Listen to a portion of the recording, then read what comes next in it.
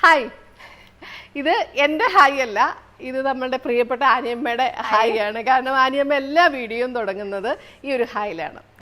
അപ്പോൾ നമ്മുടെ ചാനലിൽ ദ റിയൽ എന്നതിന് ഇതുവരെ നമ്മളൊരു നോർമൽ രീതിയിലുള്ള വീഡിയോസാണ് ചെയ്ത് വന്നിട്ടുള്ളത്. അതിൽ നിന്നും മാറി ഈ ഒരു പോഡ്കാസ്റ്റ് നമ്മൾ തുടങ്ങാൻ പോവാണ്. എനിക്ക് പറയാനുള്ളതും എൻ്റെ പ്രിയപ്പെട്ടവർക്ക് പറയാനുള്ളതും ഇനി നിങ്ങളുടെ മുമ്പിലേക്ക് ഇങ്ങനെ ഇടതടവില്ലാതെ വന്നുകൊണ്ടേയിരിക്കും. അപ്പോൾ ഞാനിപ്പോൾ ഉള്ളത് എവിടെയാണ് ആനിയമ്മയുടെ വീട്ടില്. നമ്മള് വയനാട് ജില്ലയല്ല, കോഴിക്കോട് ജില്ലയല്ലേ? കോഴിക്കോട് ജില്ലയാണ്, ചുരത്തിന്റെ താഴെ. അതായത് ചുരം താമരശ്ശേരി ചുരത്തിന് താഴെ. അതായത് ശരിക്കും ആൾക്കാർ വയനാട് ചുരം എന്നല്ലേ പറയാ. ചുരം വയനാട് ജില്ലയിലാണെന്നാണ് ആൾക്കാർ വിചാരിക്കുന്നത്. പക്ഷെ ശരിക്കും തുടങ്ങുന്നത് ചുരം വയനാട് ജില്ലയല്ല, ചുരം കോഴിക്കോട് ജില്ല. പുതുപ്പാടി പഞ്ചായത്ത് കഴിയുന്ന ലക്കിടി എന്ന് പറയുന്നത് അവിടെ എത്തൂല എൻട്രൻസ്, അവിടെ വരെ കോഴിക്കോട് കോഴിക്കോടാണ്. അപ്പൊ നിങ്ങള് കോഴിക്കോടാണ്, എയർപോർട്ട് അതുപോലെ കോഴിക്കോടാണ്. അതുപോലെ അപ്പൊ നിങ്ങള് ശരിക്കും ഇത് കോഴിക്കോട് ജില്ലയാണ് അല്ലെ? ശരിക്കും ഈ അനിയമ്മയുടെ വീടിരിക്കുന്ന സ്ഥലത്തിന്റെ പേരെന്താ? കണ്ണോത്ത്. കണ്ണോത്ത് അല്ലെ? കണ്ണോത്ത് ഏതോ ഒരു എഴുത്തുകാര് എന്തോ ഉണ്ടായിരുന്നോ? വേറെ ഏതെങ്കിലും കണ്ണോത്തായിരിക്കും. ആകെ ഒരു എഴുത്തുകാരിയേ ഉള്ളൂ. ഭയങ്കര ഫേമസ് ആയിട്ടുള്ള ആൾക്കാരൊക്കെ ഉണ്ട്. ഞങ്ങളുടെ ഈ പഴയ കുഞ്ഞു സ്കൂളിൽ പഠിച്ചിട്ടുള്ള ആളാണ് നമ്മുടെ മറ്റേ അഴകിയ തമിഴ് മകൻ, അങ്ങനത്തെ വിജയിന്റെ മൂവീസ് അടക്കം, അനീതിപ്രാവ് അടക്കമൊക്കെ തമിഴൊക്കെ, അനീതിപ്രാവിന്റെ തമിഴൊക്കെ ചെയ്തിട്ടുള്ള നമ്മുടെ സർഗചിത്ര അപ്പച്ചൻ ആണോ? അവര് എവിടെയാണ് അല്ലെ? പിന്നെ ഈ നാട്ടിലാണ് ചേട്ടനാണ്. അപ്പൊ കോഴിക്കോടിന്റെ വയനാടിന്റെ ഇടയ്ക്ക് അല്ലെ? അപ്പൊ ഇറങ്ങുന്ന സ്ഥലം കോടഞ്ചേരി എന്നുള്ള അല്ലെ? അപ്പൊ നമ്മളുടെ ഇന്നത്തെ വിഷയം എന്താന്ന് വെച്ചിട്ടുണ്ടെങ്കില് നാടൻ വിഭവങ്ങളുടെയും നാട്ടറിവുകളുടെയും കലവറ എന്ന് ഞാനൊക്കെ അത്യാവശ്യം നല്ല കുശുമ്പോടെ നോക്കിക്കാണുന്ന ഒരാളാണ് ആനിയമ്മ.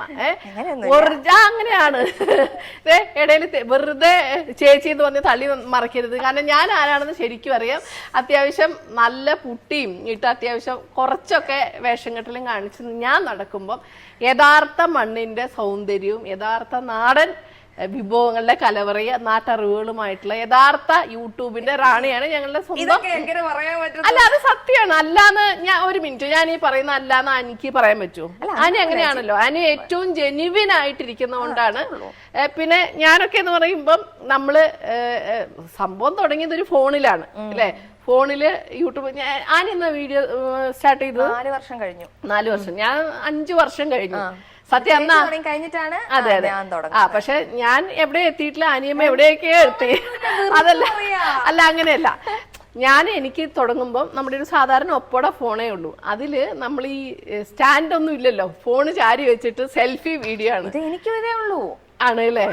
എല്ലാരും തന്നെ അതിൽ ഏറ്റവും രസം എന്താന്ന് പറയാ ആനിയമ്മ, നമുക്ക് ഈ അത്യാവശ്യം ഭാവാഭിനയമാണല്ലോ. അപ്പൊ നമ്മളെ കാണുമ്പോ എന്താണ്, നമ്മുടെ ജഗതിയുടെ നവരസങ്ങളൊക്കെ വരും. അപ്പൊ ആ പഴയ വീഡിയോ കാണുമ്പോൾ എന്റെ മക്കള് രണ്ടുപേരും എന്നോട് പറയും, എന്റെ അമ്മ ദയവ് ചെയ്തിട്ട് അതൊന്ന് ഡിലീറ്റ് ചെയ്ത് കളയും. കാരണം അത്രയും ബോറാണ്. പോർട്രേറ്റിലും എടുത്തിട്ട് അത്രയും ബോറാണ്. അപ്പൊ ഞാൻ പറയും ഞാനത് കളയത്തില്ല, കാരണം വന്ന വഴി മറക്കരുത്. എനിക്ക് തോന്നുന്നത് ഒരു 3 വർഷം അങ്ങനെ പോയി. ഞാൻ തന്നെ ട്രൈപോഡിലും വിറകയിലും ഒക്കെ കുത്തി ഞാൻ അങ്ങനെ പോയി. അത് കഴിഞ്ഞിട്ട് നമുക്കൊരു നമ്മുടെ കണ്ടന്റ് ഫുഡിലേക്ക് വന്നു. ആദ്യം നമ്മുടെ കണ്ടന്റ് അങ്ങനെ അല്ലായിരുന്നല്ലോ. വരയും രുചിയും, അതായത് art, literature, reading, exercise, diet, yoga, ആ ഒരു ടൈപ്പായിരുന്നു എനിക്കിഷ്ടം. അതാകുമ്പോ പ്രത്യേകിച്ച് പണിയില്ലല്ലോ. പക്ഷെ അങ്ങനെ പോയി. അപ്പൊ നമുക്ക് തന്നെ ചെയ്യാവുന്നേ ഉള്ളൂ. അങ്ങനെ പോയി എങ്ങനെയോ ഒരു കഷ്ടകാലത്തിന് 1-2 കുക്കിംഗ് വീഡിയോ ചെയ്തു പോയി. അതോടുകൂടി അതുവരെ എനിക്ക് തോന്നുന്നു എനിക്കൊരു 1000 കഷ്ടി 1200 2000-ൽ താഴെയുള്ളൂ സബ്സ്ക്രൈബേഴ്സ്. അപ്പൊ അങ്ങനെ വന്നപ്പോൾ കുക്കിംഗ് വീഡിയോ കണ്ട് ഇഷ്ടമായി. ഇപ്പൊ തിരുവനന്തപുരത്തെ ഒരു ചാനലുണ്ട്, കേബിൾ നെറ്റ്വർക്കിന്റെ ചാനലിൽ. അവർ പറഞ്ഞു നിങ്ങളുടെ വീഡിയോ നമ്മൾ എടുത്തോളാം. അതെങ്ങനെ, ഒരു വീഡിയോ യൂട്യൂബിലും ഫേസ്ബുക്കിലും ഇട്ടിട്ട് നമ്മൾ അവർക്ക് കൊടുത്താൽ മതി. അപ്പൊ അവർ നമുക്ക് 500 രൂപ തരും. അപ്പൊ അന്നത്തെ സംഭവം എന്ന് പറഞ്ഞാൽ 6 മാസം കൂടുമ്പോഴാണ് നമുക്ക് $100 തികയ. യൂട്യൂബില്, ഫേസ്ബുക്ക് ഇല്ല, ഉണ്ട്, മോണിറ്റൈസേഷൻ ഇല്ല. അപ്പൊ അങ്ങനെ നോക്കുമ്പോ ഭയങ്കര കഷ്ടം. പക്ഷെ അവരാകെ ഒന്നേ പറഞ്ഞിട്ടുള്ളൂ, അത്യാവശ്യം നന്നായിട്ട് അതുവരെ ഞാൻ എന്താ പറയാ വീട്ടിൽ നിൽക്കുന്ന കോലത്തിൽ കൂറ പിടിച്ച് ഒറിജിനൽ അന്നമ്മയായിട്ടാ വന്നോണ്ടിരുന്നത്. അപ്പൊ പറഞ്ഞു അവരങ്ങനെയല്ല, അത്യാവശ്യം നിങ്ങൾ മേക്കപ്പ് ചെയ്യണം, നമുക്ക് ഒരു പ്രസൻസ് വേണം, ഒരു പ്രാവശ്യം ഇട്ട ഡ്രസ്സ് പിന്നിടാൻ പറ്റില്ല. അതുവരെ അത് ചേച്ചി എന്നോട് ഇതിനെ ചോദിച്ചിട്ടുണ്ട്, നീ എങ്ങനെയാണ് ഈ ഒരേ ഡ്രസ്സ് തന്നെ കുറെ വീഡിയോസ്. അത് തന്നെ അത് ഭയങ്കര ഭാഗ്യമായിട്ട് കണ്ടാൽ മതി. കാരണം അവർക്കത് പറ്റില്ല, അവർ കാശ് തരുന്നതല്ലേ. പക്ഷെ അപ്പൊ നമുക്ക് ആകെ 500 രൂപ തരും. അപ്പൊ ഞാൻ എന്ത് ചെയ്തു, നമ്മുടെ ഉടുപ്പ് കഴിയുന്നിടത്തോളം അതിട്ടു, പിന്നെ കുറച്ച് ഷാളും അതും ഇതൊക്കെ അഡ്ജസ്റ്റ് ചെയ്തിട്ടു, പിന്നെ ഫ്രണ്ട്സിന്റെ ഇട്ടു, റിലേറ്റീവ്സിന്റെ ഇട്ടു. നമ്മുടെ വീട്ടിൽ നമ്മുടെ കമ്പനിയിൽ പണിക്ക് വരുന്ന പണിക്കാരുടെ ഡ്രസ്സ് വരെ നമ്മൾ ഇട്ടു. കാര്യം പിന്നെ അത് കഴിഞ്ഞിട്ട് നമ്മളത് എനിക്ക് തോന്നുന്നു 1 വർഷത്തോളം നമ്മൾ അവരുടെ സെറ്റപ്പ് ചെയ്തു, അത്യാവശ്യം നന്നായിട്ട് മേക്കപ്പ് ഒക്കെ ചെയ്ത്. അപ്പൊ നമ്മളെ കണ്ണാടി അല്ല സ്ക്രീനിൽ കാണും, ആഹാ ഇത് കൊള്ളാം, നമുക്കൊരു കോൺഫിഡൻസ് വരിക. അത് നമുക്ക് എപ്പോഴാണ് ഈ മേക്കപ്പ് ചെയ്യണമെന്ന് തോന്നുന്നതാനി, നിനക്ക് ചെയ്യേണ്ടെന്ന് തോന്നുന്നതിന്റെ കാര്യം എന്താ, നിനക്ക് ഇതാണ് ഇഷ്ടം. ചോദിച്ചാൽ എന്നോട് എപ്പോഴും എല്ലാരും ചെയ്യും, അതുകൊണ്ട് ആരെങ്കിലും ചോദിച്ചാൽ പറയാനൊക്കെ ഞാൻ റെഡിക്ക് ആൻസർ. അതെ അതെ അതെ, സത്യത്തിൽ ഞാൻ പറയുന്നത് 2 രീതിയിലാണ് മേക്കപ്പ് ചെയ്യുക. ഒന്ന് പ്രൊഫഷണൽ ആയിട്ട് നടക്കുന്നവര്, 2 കോൺഫിഡൻസ് കുറവുള്ളവര്. അതിന് നിനക്ക് ഞാൻ 2 കൂട്ടത്തിലും ഞാൻ പെടും. കാരണം തുടങ്ങിയത് പ്രൊഫഷണൽ ആയിട്ടാണ് അവർക്ക് വേണ്ടി, അത് കഴിഞ്ഞിട്ട് എനിക്ക് തിരിച്ച് ആ നാച്ചുറലിലേക്ക് വരാൻ എനിക്ക് പറ്റാതെ പോയി. അപ്പൊ ആത്മവിശ്വാസം ചെയ്യരുത് എന്റെ പൊന്നു പോലെ നീ പെട്ടുപോകും. അപ്പൊ അത് അങ്ങനെ കഴിഞ്ഞ് നമ്മൾ വന്നു. അത്രയും കഴിഞ്ഞിട്ട് പിന്നെ നമ്മൾ എന്ത് ചെയ്തു, അപ്പൊ ക്യാമറമാനെ ഒക്കെ വെച്ച് ചെയ്തു. അതൊന്നും നമ്മള് ഈ നമ്മുടെ കല്യാണത്തിനൊക്കെ പോകുന്ന ചെറുക്കന്മാരുണ്ടല്ലോ, ക്യാമറമാൻ ഒരു അനുമോദമായിരുന്നു ആദ്യം, പിന്നെ അങ്ങനെ കുറെ പേരുണ്ടായിരുന്നു. അപ്പൊ അവര് കല്യാണ വർക്ക് ഇല്ലാത്ത ദിവസം വരും. അപ്പൊ അവർക്ക് കുഴപ്പമില്ല. അപ്പൊ ഒരു 4-5 വീഡിയോ ഒരുമിച്ച് അങ്ങ് ചെയ്യും. വെളുപ്പിനെ ഒരു 6 മണിക്ക് തുടങ്ങിയ പിറ്റേ ദിവസം 2 മണി ഒരു 5 വീഡിയോ. ഒരു രക്ഷ പല വീഡിയോ, അത് ഒരേ ഡ്രസ്സ് മാറ്റി അങ്ങനെ അങ്ങ് ചെയ്യും. ചേച്ചിക്ക് ചെയ്യാൻ പറ്റുന്ന ഇതിന്റെ പകുതി കാര്യം എനിക്ക് ചെയ്യാൻ പറ്റില്ല. കാരണം എനിക്ക് ഒരു വീഡിയോന്റെ ഇടയ്ക്ക് പോയിട്ട് ഡ്രസ്സ് മാറിയിട്ട് വേറെ വീഡിയോ ഇതൊന്നും എന്നെ അതാണ് നിന്റെ സ്ട്രെയിൻ വേറെ, എന്റെ സ്ട്രെയിൻ. എനിക്കൊന്നും ഞാൻ ഒരു ദിവസത്തേക്ക് അവർക്ക് ശരിക്കും അവരൊക്കെ എന്നെ അത്രയും സപ്പോർട്ട് ചെയ്തു. അവർക്ക് ഒരു കല്യാണത്തിന് പോയാൽ 10,000 രൂപയാണ് കിട്ടുക. എനിക്ക് ഇത്രയും നേരം പണിയെടുത്ത് അവർ തരുന്നത് 2,000 രൂപയ്ക്കൊക്കെ. പിന്നെ ഭക്ഷണം കൊടുക്കും, ഞാൻ ഉണ്ടാക്കുന്ന ഭക്ഷണമാണല്ലോ, അതിനൊക്കെ അത്ര മാത്രമേ എന്നെ അവര് സപ്പോർട്ട് ചെയ്തതാണ്. അങ്ങനെയാണ് ചെയ്തു വന്നത്. അപ്പൊ അങ്ങനെ ചെയ്തു വന്ന അവർക്കും പറ്റാത്ത രീതിയിൽ. പക്ഷെ വളരെ റെയർ ആയിട്ടേ വീഡിയോ ഉള്ളൂ, ആഴ്ചയിൽ ഒന്ന്. അങ്ങനെ മതിയായിരുന്നു. പിന്നെ നോക്കിയപ്പം അത് പറ്റാതെ വരുന്നു. അപ്പൊ അവര് വരാത്ത ദിവസം എന്ത് ചെയ്തു, നമ്മൾ തന്നെ ചെയ്യാൻ തുടങ്ങി. പിന്നെ ഒരു ദിവസം ഞാൻ പണ്ട് കരഞ്ഞ് നിലവിളിച്ച ഒരു വീഡിയോ ഓർമ്മയുണ്ടോ? അയ്യോ എന്നെ ചതിച്ചു, സത്യം. ഇനി പറയട്ടെ അനിയമ്മ, അത് ആരാ എടുത്തെന്നറിയ വീഡിയോ, എന്റെ സ്വന്തം കെട്ടിയവൻ. നിനക്കറിയാലോ, ഞാൻ പറഞ്ഞിട്ടുണ്ടെന്ന് തോന്നൂലേ, ഒരു വീഡിയോ ചെയ്യാൻ നമുക്ക് എന്തോരം എക്സ്പെൻസ്. ഈ സാധനങ്ങളൊക്കെ അരിക്കി പറിച്ച് ഉണ്ടാക്കണം. അല്ല പിന്നെ ഞാൻ ചെയ്യുന്നല്ലേ എന്തെങ്കിലും. എനിക്ക് അതില്ല, നിനക്ക് അതിനുള്ള സോഴ്സ് ഉണ്ട്. അതാണ് ഞാൻ നമ്മളുടെ പ്രധാന ഇതെല്ലാം അരിഞ്ഞു പിടിച്ചുണ്ടാക്കണം. അത്രയും കാശ് നമുക്ക് ചെറിയ ഇറച്ചി മീൻ എല്ലാം മേടിക്കണം. 2-3 ദിവസം ബാക്കി എല്ലാ പണിയും ലീവ് എടുത്തിട്ട്. ഇവിടെ പിന്നെ ഇറച്ചി മീനും മേടിക്കുന്ന പ്രശ്നമില്ല. അല്ലല്ല, ഇറച്ചി മീനും ഡെയിലി വേണം, അതുകൊണ്ട് ചെലവേ അല്ല. പിന്നെ നമുക്ക് ഇതേ കുളത്തിലോട്ട് ഇറങ്ങിയാ നേരെ കിട്ടൂലോ. എന്നിട്ട് അങ്ങനെ എനിക്ക് തോന്നുന്നത് അന്നത്തെ കാലത്ത് ഒരു 16,000 രൂപ ചെലവ്. അത് 6,000 രൂപ എന്ന് പറഞ്ഞാൽ നീ ഒന്ന് ആലോചിക്കണം, 6 മാസം പണിയെടുത്താലാണ് 9,000 രൂപ കിട്ടുക. എന്നിട്ട് ചെയ്ത് അത് മാത്രമാണോ. അപ്പൊ ഇവര് അപ്പനും മക്കളും കൂടിയാണ് ചെയ്യുന്നത്. അപ്പൊ ഇതിന്റെ അകത്ത് നമ്മൾ ഈ ഓഡിയോ മൈക്കിൽ അഡ്ജസ്റ്റ് ചെയ്യുമല്ലോ, അത് മാറ്റി വെച്ചാൽ സൗണ്ട് ഉണ്ടാവത്തില്ല. അപ്പൊ ആദ്യം പറഞ്ഞ ഒരു വിഷയിൽ നമുക്ക് എന്നെ ചെയ്യാം, അമ്മേനെ പറ്റിക്കാം എന്ന് പറഞ്ഞിട്ട് അപ്പനും മക്കളും കൂടെ അത് എന്ത് ചെയ്തു വെച്ചു. ചെയ്തപ്പോ ഞാൻ ചെക്ക് ചെയ്യാൻ പറഞ്ഞു. ആ ചെക്ക് ചെയ്തെല്ലാം റെഡി. അത് കഴിഞ്ഞിട്ട് ഇവര് മാറ്റാൻ അങ്ങ് മറന്നുപോയി. എന്റെ മോളെ 5 വീഡിയോ. എന്നിട്ട് സത്യത്തിൽ ആ കടിയും ദേഷ്യത്തിലാണ് പറഞ്ഞത്.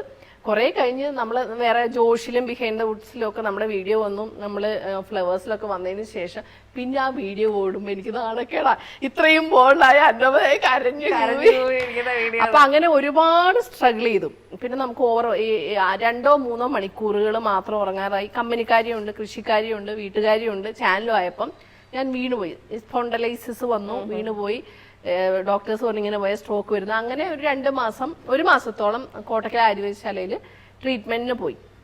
അപ്പൊ അന്ന് ഡോക്ടർ പറഞ്ഞു, ഒന്നെങ്കിൽ ഇവരെ ഹെൽപ്പ് ചെയ്യാൻ ആരെങ്കിലും വേണം, അല്ലെങ്കിൽ ഇവര് ചാനൽ നിർത്തണം. അങ്ങനെയാണ് നമ്മളുടെ പ്രിയപ്പെട്ട RBR റൌഫ് വന്നിരിക്കുന്നത്. സത്യം പറഞ്ഞാൽ അവൻ 1 മാസത്തേക്ക് ട്രെയിനിങ്ങിനാണ് വരുന്നത്. മീഡിയ 1-ലാണ് പഠിച്ചിറങ്ങിയത്. അപ്പൊ ആ 1 മാസം കഴിഞ്ഞിട്ട് അവൻ എന്നാ ചെയ്തു എന്നറിയോ, കലണ്ടറിൽ ഇങ്ങനെ മാർക്ക് ചെയ്ത് വെച്ചു, വെട്ടി എങ്ങനെയെങ്കിലും പോണം എന്നുള്ള രീതിയിൽ. കാരണം വർക്കിന്റെ കാര്യത്തിൽ ഞാനൊരു വൃത്തികെട്ടവളാ, സത്യം പറയാലോ, വിട്ടുവീഴ്ച ചെയ്യില്ല. പിന്നെ ഇതേപോലെയല്ലേ ഇതേ ജ്വരമാണ്. അവര് ചെറിയ പിള്ളേരല്ലേ, സച്ചുവിന്റെ പ്രായമാണ് അവന്. പക്ഷെ 1 മാസം കഴിഞ്ഞപ്പോഴത്തേനും അവനോട് ഞാൻ പറഞ്ഞ് കൺവിൻസ് ചെയ്ത് ഇപ്പൊ 2.5 വർഷം 3 വർഷം ആവുന്നു. അതിനുശേഷം നമ്മുടെ ചാനല് ശരിക്കും 2 ലക്ഷം അടുത്ത ഉണ്ടായിരുന്നുള്ളൂ. ഇപ്പൊ 4.25 ഫേസ്ബുക്കും ഇൻസ്റ്റയൊക്കെ ഇത്രമാത്രം ആക്റ്റീവായി. അതാണ് എന്റെ ഒരു ഇതിലും എനിക്കൊരു വ്യത്യാസമുണ്ട്. എനിക്ക് വരുന്നവരാരാണ് അവരാണ് ക്യാമറ. എന്റെ ആദ്യത്തെ ക്യാമറമാൻ 9ാം ക്ലാസ്സിൽ. അപ്പൊ ഇനി ആനിയുടെ ഒരു ഫസ്റ്റ് മുതൽ ശരിക്കും ആനി ഒരു നേഴ്സ് അല്ലേ? നേഴ്സിംഗ് ആണ് ബൈ മൈ പ്രൊഫഷൻ. പ്രൊഫഷൻ. ഏറ്റവും എന്താ പറയാ, ശരിക്കും എനിക്ക് ഞാൻ പറഞ്ഞല്ലോ, ഞാൻ എപ്പോഴും പറയാറുണ്ട്, ഡോക്ടേഴ്സിനേക്കാളും ആളുകളുടെ ഹൃദയത്തിൽ കയറാനും ആളുകൾക്ക് ഉപകാരപ്രദമായിട്ടുള്ള അല്ലെ ചെയ്യുന്ന നേഴ്സുമാരാണ് ശരിക്കും. പക്ഷെ ആ റെസ്പെക്ട് കേരളത്തിൽ കിട്ടുന്നുണ്ടോന്ന് ഇല്ല. ജോലി ചെയ്യുന്നവർക്കും മാത്രമല്ല വരുമാനവും കിട്ടുന്നില്ല. പക്ഷെ ഇപ്പൊ കുറച്ച് വ്യത്യാസം. പുറത്ത് പോയിട്ട് ജോലി ചെയ്തിട്ടുള്ള ആൾക്കാർക്ക് പിന്നെ ഇവിടെ വന്നിട്ട് ജോലി ചെയ്യുമ്പോ ഭയങ്കര ബുദ്ധിമുട്ട്. ആനി പഠിച്ചത് ശരിക്കും എവിടെയാ? Baby memorial. ശരിക്കും നാടും ഇത് തന്നെയാ അല്ലേ? എല്ലാം ഇത് തന്നെ. അവിടെ പഠിച്ചു, അവിടെ തന്നെ വർക്ക് ചെയ്തു. 5 കൊല്ലം ജോലി ചെയ്തു. അത് കഴിഞ്ഞിട്ട് പിന്നെ ഇസ്രായേലിൽ പോയി. കാരണം UK പോയ പിന്നെ അവിടെ പോയി സെറ്റിൽ ആവും. തിരിച്ചു വരാൻ പറ്റില്ല. ഇസ്രായേലിൽ തന്നെയാണോ പോയി? ചേട്ടായി വന്നായിരുന്നു? ഇല്ല, അവിടെ പോകാൻ പറ്റത്തില്ല. പോയി എത്ര വർഷം അവിടെ വർക്ക് ചെയ്തു? 5 വർഷം 7 മാസം. ഒന്നും സമ്പാദിച്ചില്ല. വീട് വെച്ചു, ലോൺ അടച്ചു, വീട്ടിൽ വന്നു. അല്ല ശരിക്കും ഞാൻ അങ്ങനെയല്ലല്ലോ കേട്ടോ. ഇസ്രായേലിൽ ഒരു വയസ്സായ ഒരു സ്ത്രീനെ മാത്രം നോക്കിയാ പോരെ ഇപ്പൊ അല്ലെ? ഒരാളെ നോക്കിയാൽ മതി. പക്ഷെ ബോംബൊക്കെ പൊട്ടുമ്പോ ഇങ്ങനെ ഒരു കുഴിയിലോട്ട് ചാടി ഇരിക്കും അല്ലെ? അന്നും ആ പ്രശ്നങ്ങൾ ഉണ്ടായിരുന്നു. ഞാൻ 2014 ചെല്ലുമ്പോ യുദ്ധമാ. ആണോ? യുദ്ധമാ. അപ്പൊ എന്ത് ധൈര്യത്തിൽ പോയി? അല്ല, അന്നേരം നമുക്ക് ഇതിനെ പറ്റി ഒന്നും വലിയ പിടുത്തമില്ല. പോയി അവിടെ ചെന്നിട്ട് ഈ മറ്റേ നമ്മൾ ഈ ഫൈറ്റർ ജെറ്റുകൾ ആദ്യമായിട്ട് കാണുക, പിന്നെ മിസൈൽസ് വീഴുന്ന ആദ്യമായിട്ട് കാണുക, ഷെൽ അറ്റാക്ക് ഒക്കെ ആദ്യമായിട്ട് കാണുക. അപ്പൊ നമുക്ക് ഈ ഷെൽ അറ്റാക്ക് ഒക്കെ വരുമ്പോ ഈ മലയാളികൾ കൊണ്ടുവന്നൊരു കൗതുകം ഉണ്ടല്ലോ. ഞാൻ ഈ മറ്റേ ഇവരുടെ ജനലിന് നമ്മളെ പോലെ കമ്പിയൊന്നുമില്ലല്ലോ, ഇത് തുറന്നിട്ട് ഇങ്ങനെ നോക്കി. അടിപൊളി. അങ്ങനെ ഞാൻ ഒരു പോസ്റ്റ് ഓഫീസിൽ പോയപ്പോ ഒരു ഷെല്ല് വീണ് കിടക്കുന്ന കണ്ടതോടുകൂടി പിന്നെ ഞാൻ ആ നോട്ടം നിർത്തി. പിന്നെ തൊട്ട് ഞാൻ ഷെൽട്ടർ കയറി തുടങ്ങി. അവിടെ 5 വർഷം നിന്നു അല്ലേ? അപ്പൊ അത്യാവശ്യം ഭയങ്കര എക്സ്പീരിയൻസ് ആണല്ലേ? സ്ത്രീ ആയിരുന്നോ? അവർക്ക് ആരുമില്ലേ സത്യത്തില്? പിന്നെ അപ്പൊ എങ്ങനെയാണ് ഈ അവിടെ ഓരോരുത്തർക്കും ഓരോ ആളുകളെ, അത് ഗവൺമെന്റ് ആണോ? ഗവൺമെന്റ് ആണ് നമുക്ക് സാലറി തരുന്നത്. അതായത് ഈ നമ്മൾ നോക്കുന്ന അമ്മച്ചിക്ക് ഗവൺമെന്റ് കൊടുക്കുന്ന ഒരു പെൻഷൻ ഉണ്ടാവും. അതിൽ നിന്നാണ് നമുക്ക് സാലറി. അവർ തന്നെയാണ് നമ്മളെ, ഗവൺമെന്റ് തന്നെയാണ് നമ്മുടെ എല്ലാ കാര്യങ്ങളും ചെയ്യുന്നത്. നമുക്ക് മെഡിക്കൽ സംബന്ധമായിട്ടുള്ള എല്ലാ കാര്യങ്ങളും ഒക്കെ ഫ്രീയാ. നമുക്ക് അങ്ങനെ വലിയ പ്രശ്നങ്ങൾ അല്ല. ഞാൻ ചോദിക്കുന്നത് അപ്പൊ ഗവൺമെന്റ് എങ്ങനെയാണ് ഇത്രയും പേരെ പ്രൊട്ടക്ട് ചെയ്യുന്നതിന്റെ കാര്യം? ശരിക്കും നമ്മുടെ നാട്ടിൽ ഇങ്ങനെയൊക്കെ വരണമെന്നാണ് ഞാൻ പറയുന്നത്. പെർസെന്റേജ് ടാക്സ് ഇവർ 60 വയസ്സ് വരെ അടയ്ക്കുന്നുണ്ട്. അങ്ങനെ അല്ലേ? ഭയങ്കര. ഇപ്പൊ എവിടെയാണേലും ഏത് രാജ്യത്താണേലും, ജർമ്മനിയിലൊക്കെ 45% അല്ലേ ടാക്സ്. ഇവിടെ പണിയെടുക്കുന്നതിന്റെ അത്രയും പെർസെന്റേജ് ടാക്സ് വരുന്നില്ലേ? അപ്പൊ നോക്കുന്നു. എന്നിട്ട് പിന്നെ എന്താ നിർത്തി പോരാൻ കാര്യം? എന്താ? വീട് പണി കഴിഞ്ഞു, ലോൺ അടച്ച് തിരിച്ചു വന്നു. അപ്പൊ അതിനുശേഷമാണോ മൂത്ത മോൾ ഉണ്ടായത്? അല്ല, മൂത്ത മോക്ക് 2.5 വയസ്സുള്ളപ്പോഴാണ് ഞാൻ പോയത്. പിന്നെ അപ്പച്ചനും അമ്മച്ചിയും ചേട്ടായി ഉള്ളതുകൊണ്ട് ഓക്കെയാണ്. തന്നെയല്ല, അന്ന് നമ്മൾ ഇവിടെ നിന്നിട്ടുണ്ടെങ്കിൽ ഒരു വീട് പണിയാന്ന് പറയുന്നത് സ്വപ്നം മാത്രം. അല്ലെങ്കിൽ പിന്നെ എന്റെ അടച്ച് ലോൺ അടച്ചടച്ച് ജീവിതകാലം അത് അമ്മച്ചിക്ക് അപ്പച്ചനും ഒന്നും പഴയ ആളുകൾക്ക് ഈ ലോൺ എന്ന് പറഞ്ഞാൽ നമുക്ക് അതിലേറ്റവും വലിയ കോമഡി. ഞാനിങ്ങനെ ഒരു ദിവസം ഇങ്ങനെ പറയാം അച്ചാച്ചനോട്, നിങ്ങൾ ഫോൺ വിളിച്ചോണ്ടിരിക്കുക. അപ്പൊ ഇങ്ങനെ പറയാ, ഓഫ് അങ്ങനെ നമുക്കൊരു വീടായിന്ന്. ഇപ്പൊ നമ്മുടെ മറ്റൊരു കുഞ്ഞു വീടായിരുന്നു. വീടൊക്കെ വെച്ച് കഴിഞ്ഞപ്പോ ഇങ്ങനെ ഇനിയിപ്പോ ഒരു സമാധാനത്തിൽ ഇങ്ങനെ ചാരി ഇരിക്കാലോ കസേരയിൽ. ഇപ്പൊ നമുക്ക് വീടായിന്ന്. അപ്പൊ അച്ചാച്ച, ആരൊക്കെ വീടായിന്ന്? ഇത് നിന്റെ വീടല്ലല്ലോ, ബാങ്കുകാരുടെ വീടല്ലേ, അത് ലോൺ എടുത്ത് അടച്ചു കഴിഞ്ഞിട്ട് ആധാരം കൊണ്ടുപോയി അത് കഴിഞ്ഞിട്ട് പറഞ്ഞാൽ ലോൺ എടുത്തായിരുന്നോ? പിന്നെ അങ്ങനെ നമുക്കിപ്പോ ഒരു വലിയ എമൗണ്ട് ഉണ്ടാക്കാം. നമ്മള് സാധാരണ കർഷക കുടുംബം എന്ന് പറഞ്ഞാൽ ഞാനും അത് തന്നെയാണ്. ഞാനും ശരിക്കും എന്റെ അച്ഛനും അമ്മയൊക്കെ ശരിക്കും അച്ഛന്റെ ഫാമിലിയൊക്കെ എല്ലാവരും പഠിച്ച ഡോക്ടേഴ്സും എഞ്ചിനീയേഴ്സും അങ്ങനെയാണ്. പക്ഷെ എന്റെ അച്ഛൻ മാത്രമാണ് ശരിക്കും, അച്ഛനാണ് എന്റെ റോൾ മോഡൽ. ഇവിടെ വന്ന് അച്ചാച്ചനെ കണ്ടപ്പോ എനിക്ക് സത്യത്തില് എന്റെ അച്ഛനെ ഓർമ്മ വന്നു അല്ലെ? അപ്പൊ ശരി, ആ ഒരു കഴിഞ്ഞു വന്നു, നാട്ടിലെത്തി. 2014 അല്ലെ? 14 ഞാന് പോയി 19 തിരിച്ചു എത്തി. പിന്നെ ഈ അപ്പൊ ബാധ്യതകളൊക്കെ തീർന്നു, സ്വസ്ഥമായി വന്നു. മോൾക്ക് അപ്പൊ എത്ര വയസ്സായി? 8 വയസ്സായി. പിന്നെ എങ്ങനെയാണ് ഈ യൂട്യൂബ് എന്നുള്ളൊരു സംഭവം? ഇവിടെ ഈ വെറുതെ ഒറ്റയ്ക്ക് ഇരിക്കുമ്പോൾ ഒരു പരിപാടിയുണ്ട്, ചാനല് ഫ്രീ ആണല്ലോ, 5G ഒക്കെ നമ്മുടെ ജിയോ ചേട്ടൻ നമ്മള് അവിടെ ആവുമ്പോഴേ അവിടെ ഇസ്രായേലില് അല്ലേ ലിസിക്യുവിന്റെ ചാനൽ കാണുന്ന അത് കണ്ട ആർക്കും ഒന്നും ഇല്ലേ? അപ്പൊ അതൊക്കെ ആയിരുന്നു മനസ്സില്. പക്ഷെ ഞാൻ ചെയ്തു വന്നപ്പോ അത്രയൊന്നുമില്ല. അതൊക്കെ വമ്പൻ സെറ്റപ്പ് ചെയ്യുന്ന കാര്യങ്ങളാ. നമ്മളെ കൊണ്ട് പറ്റുന്ന പോലെയൊക്കെ ഒരു ഫോണൊക്കെ വെച്ച് ഇങ്ങനെ അഡ്ജസ്റ്റ് ചെയ്തൊക്കെ ചെയ്ത് അങ്ങനെ. അപ്പൊ ചേട്ടായിനോട് പറഞ്ഞു, ഞാൻ പറഞ്ഞേ ഞാൻ ഇത്ര നാൾ പണിയെടുത്ത് മടുത്ത്, ഇനി ഞാൻ 1 വർഷം വീട്ടിലിരിക്കട്ടെ, എന്നിട്ട് ഇത് പച്ച പിടിച്ചില്ലെങ്കിൽ ഞാൻ ജോലിക്ക് പോകാന്ന് പറഞ്ഞു. ആയിക്കോട്ടെ, നീ എന്തെന്ന് വെച്ചാ കാണിക്കുന്നു പറഞ്ഞു. അങ്ങനെ 8 മാസം പൈസ ഒന്നും കിട്ടുന്നൊന്നുമില്ല, വീഡിയോ ഒന്നും കയറുന്നൊന്നുമില്ല. 500 പേര് 1000 പേരൊക്കെ കാണുന്നത്. ആ സമയത്താണ് മീൻകുളം കൊറോണ ടൈം വന്നേ. ആ സമയത്ത് അടുപ്പിന്റെ വീഡിയോ അല്ലല്ല, അതിന് മുമ്പേ ഒരു വീഡിയോ. കാരണം എല്ലാരും മീൻ വളർത്തൽ തുടങ്ങി കൊറോണ സമയത്ത് വെറുതെ ഇരിക്കും. അപ്പൊ എനിക്ക് ഓൾറെഡി അന്ന് മീൻകുളവും കാര്യങ്ങളൊക്കെ ഉണ്ട്. അപ്പൊ ഞാനൊരു മീൻകുളം എങ്ങനെ ചെയ്യാം അങ്ങനെ ഒരു സാധനം ചെയ്തായിരുന്നു.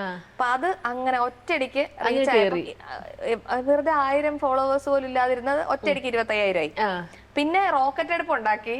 അയ്യോ അത് ഭയങ്കര അത് ഞാനും അച്ചാച്ചനും കൂടി, അതിന്റെ എഞ്ചിനീയറൊക്കെ അച്ചാച്ചനും ഞാനും തന്നെ.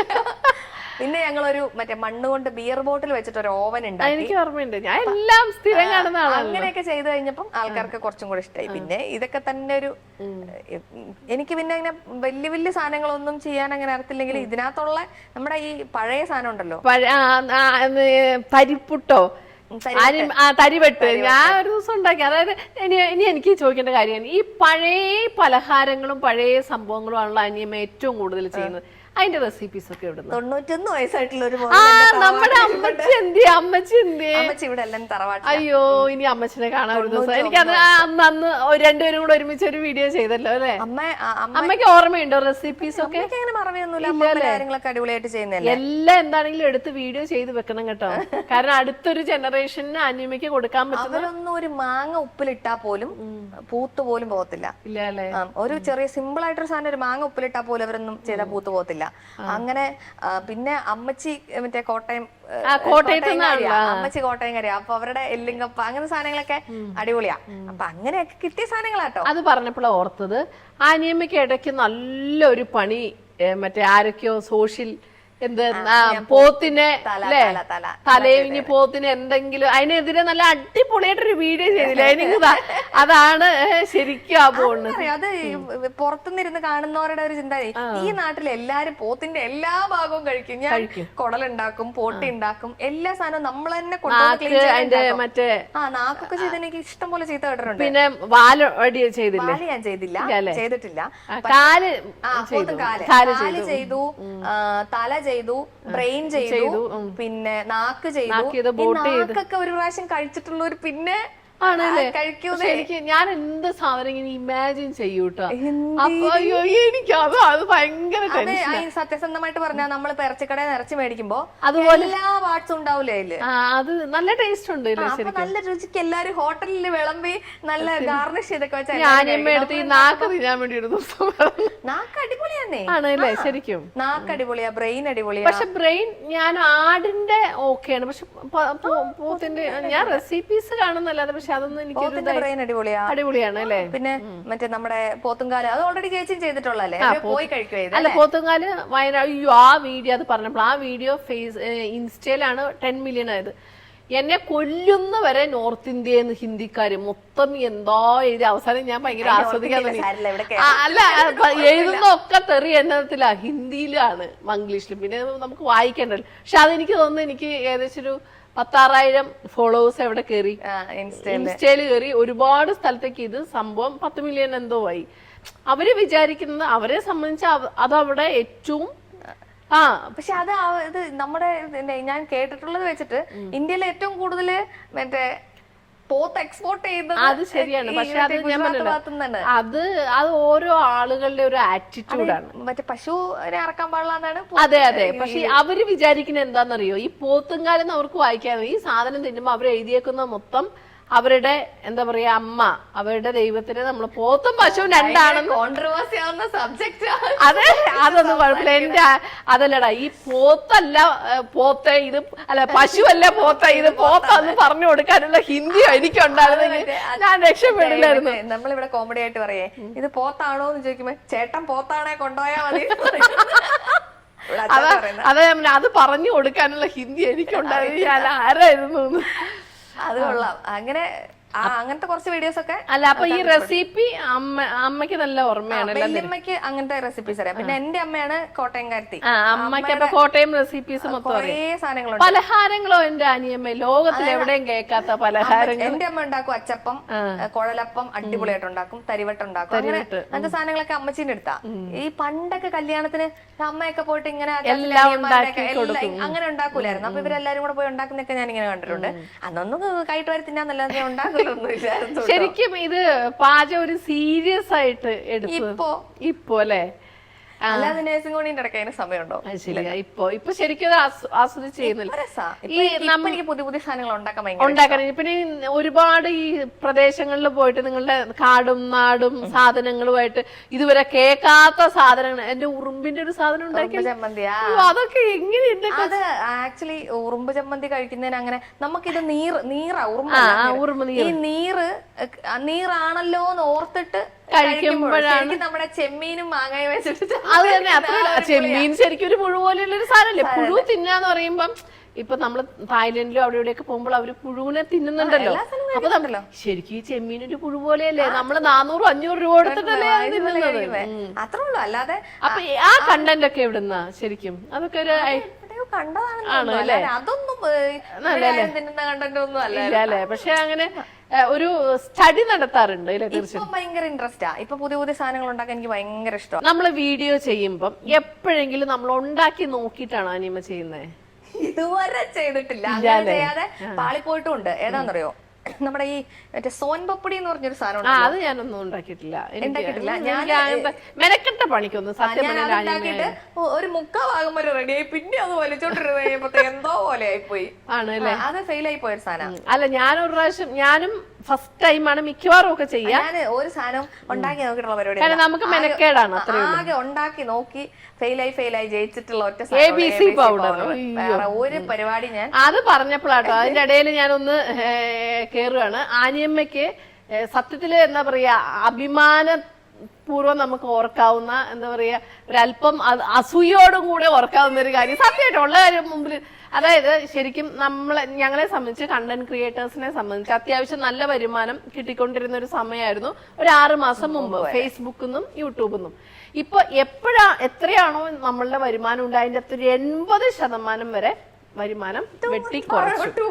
അപ്പൊ എനിക്ക് ശമ്പളം വേണം, റൌഫിന് ശമ്പളം വേണം, ഞങ്ങൾക്ക് വണ്ടി ഓടിക്കണം, ഞങ്ങളുടെ ക്യാമറയുടെ EMI ഉണ്ട്, ഈ ഹോട്ടൽ റിവ്യൂസ് ചെയ്യുന്നതൊക്കെ ഫ്രീ ആയിട്ട് കിട്ടുന്നു എന്നാണ് എല്ലാവരുടെയും വിചാരം. അല്ല, നമ്മൾ കാശ് കൊടുത്ത് തന്നെയാണ് മിക്കവാറും ചെയ്യുന്നത്. യാത്ര ചെയ്യുന്നതിന്റെ പെട്രോൾ ആ ഒരു ചെലവുണ്ട്. അത് കയ്യിൽ കിട്ടാതെ വന്നപ്പോഴാണ് ഞാൻ എന്ത് ചെയ്തത്, പരസ്യ വീഡിയോകൾ ചെയ്തു തുടങ്ങിയത്. ആനിയമ്മയ്ക്ക് 100% അതിനോട് എതിർപ്പായിരുന്നു. ആനിയമ്മ എന്ത് ചെയ്തു, ഏറ്റവും ബുദ്ധിപരമായിട്ട് ആനിയമ്മയുടെ കയ്യിലുള്ള സ്വർണം അങ്ങോട്ട് പണയം വെച്ചു. എന്നതാ, ആനിയമ്മയുടെ കൈപുണ്യം. അത് സത്യത്തിൽ അങ്ങനെ തുടങ്ങിയതല്ല, കൊടുക്കണം എന്ന് വിചാരിച്ച് ഞാൻ തുടങ്ങിയൊന്നും. തുടങ്ങി പോയപ്പോ പിന്നെ രക്ഷയില്ലാതെ ചക്ക വരട്ടിയപ്പോ എല്ലാരും ചോദിച്ചു, ഇച്ചിരി ചക്ക വരട്ടി തരാം. അത് ഭയങ്കര വരട്ടലാണല്ലോ. അല്ല, ആദ്യം കുറച്ച് വരട്ടിയപ്പോ എല്ലാരും ഇങ്ങനെ ചോദിച്ചപ്പോ കുറച്ച് അധികം എടുത്ത് വരട്ടി.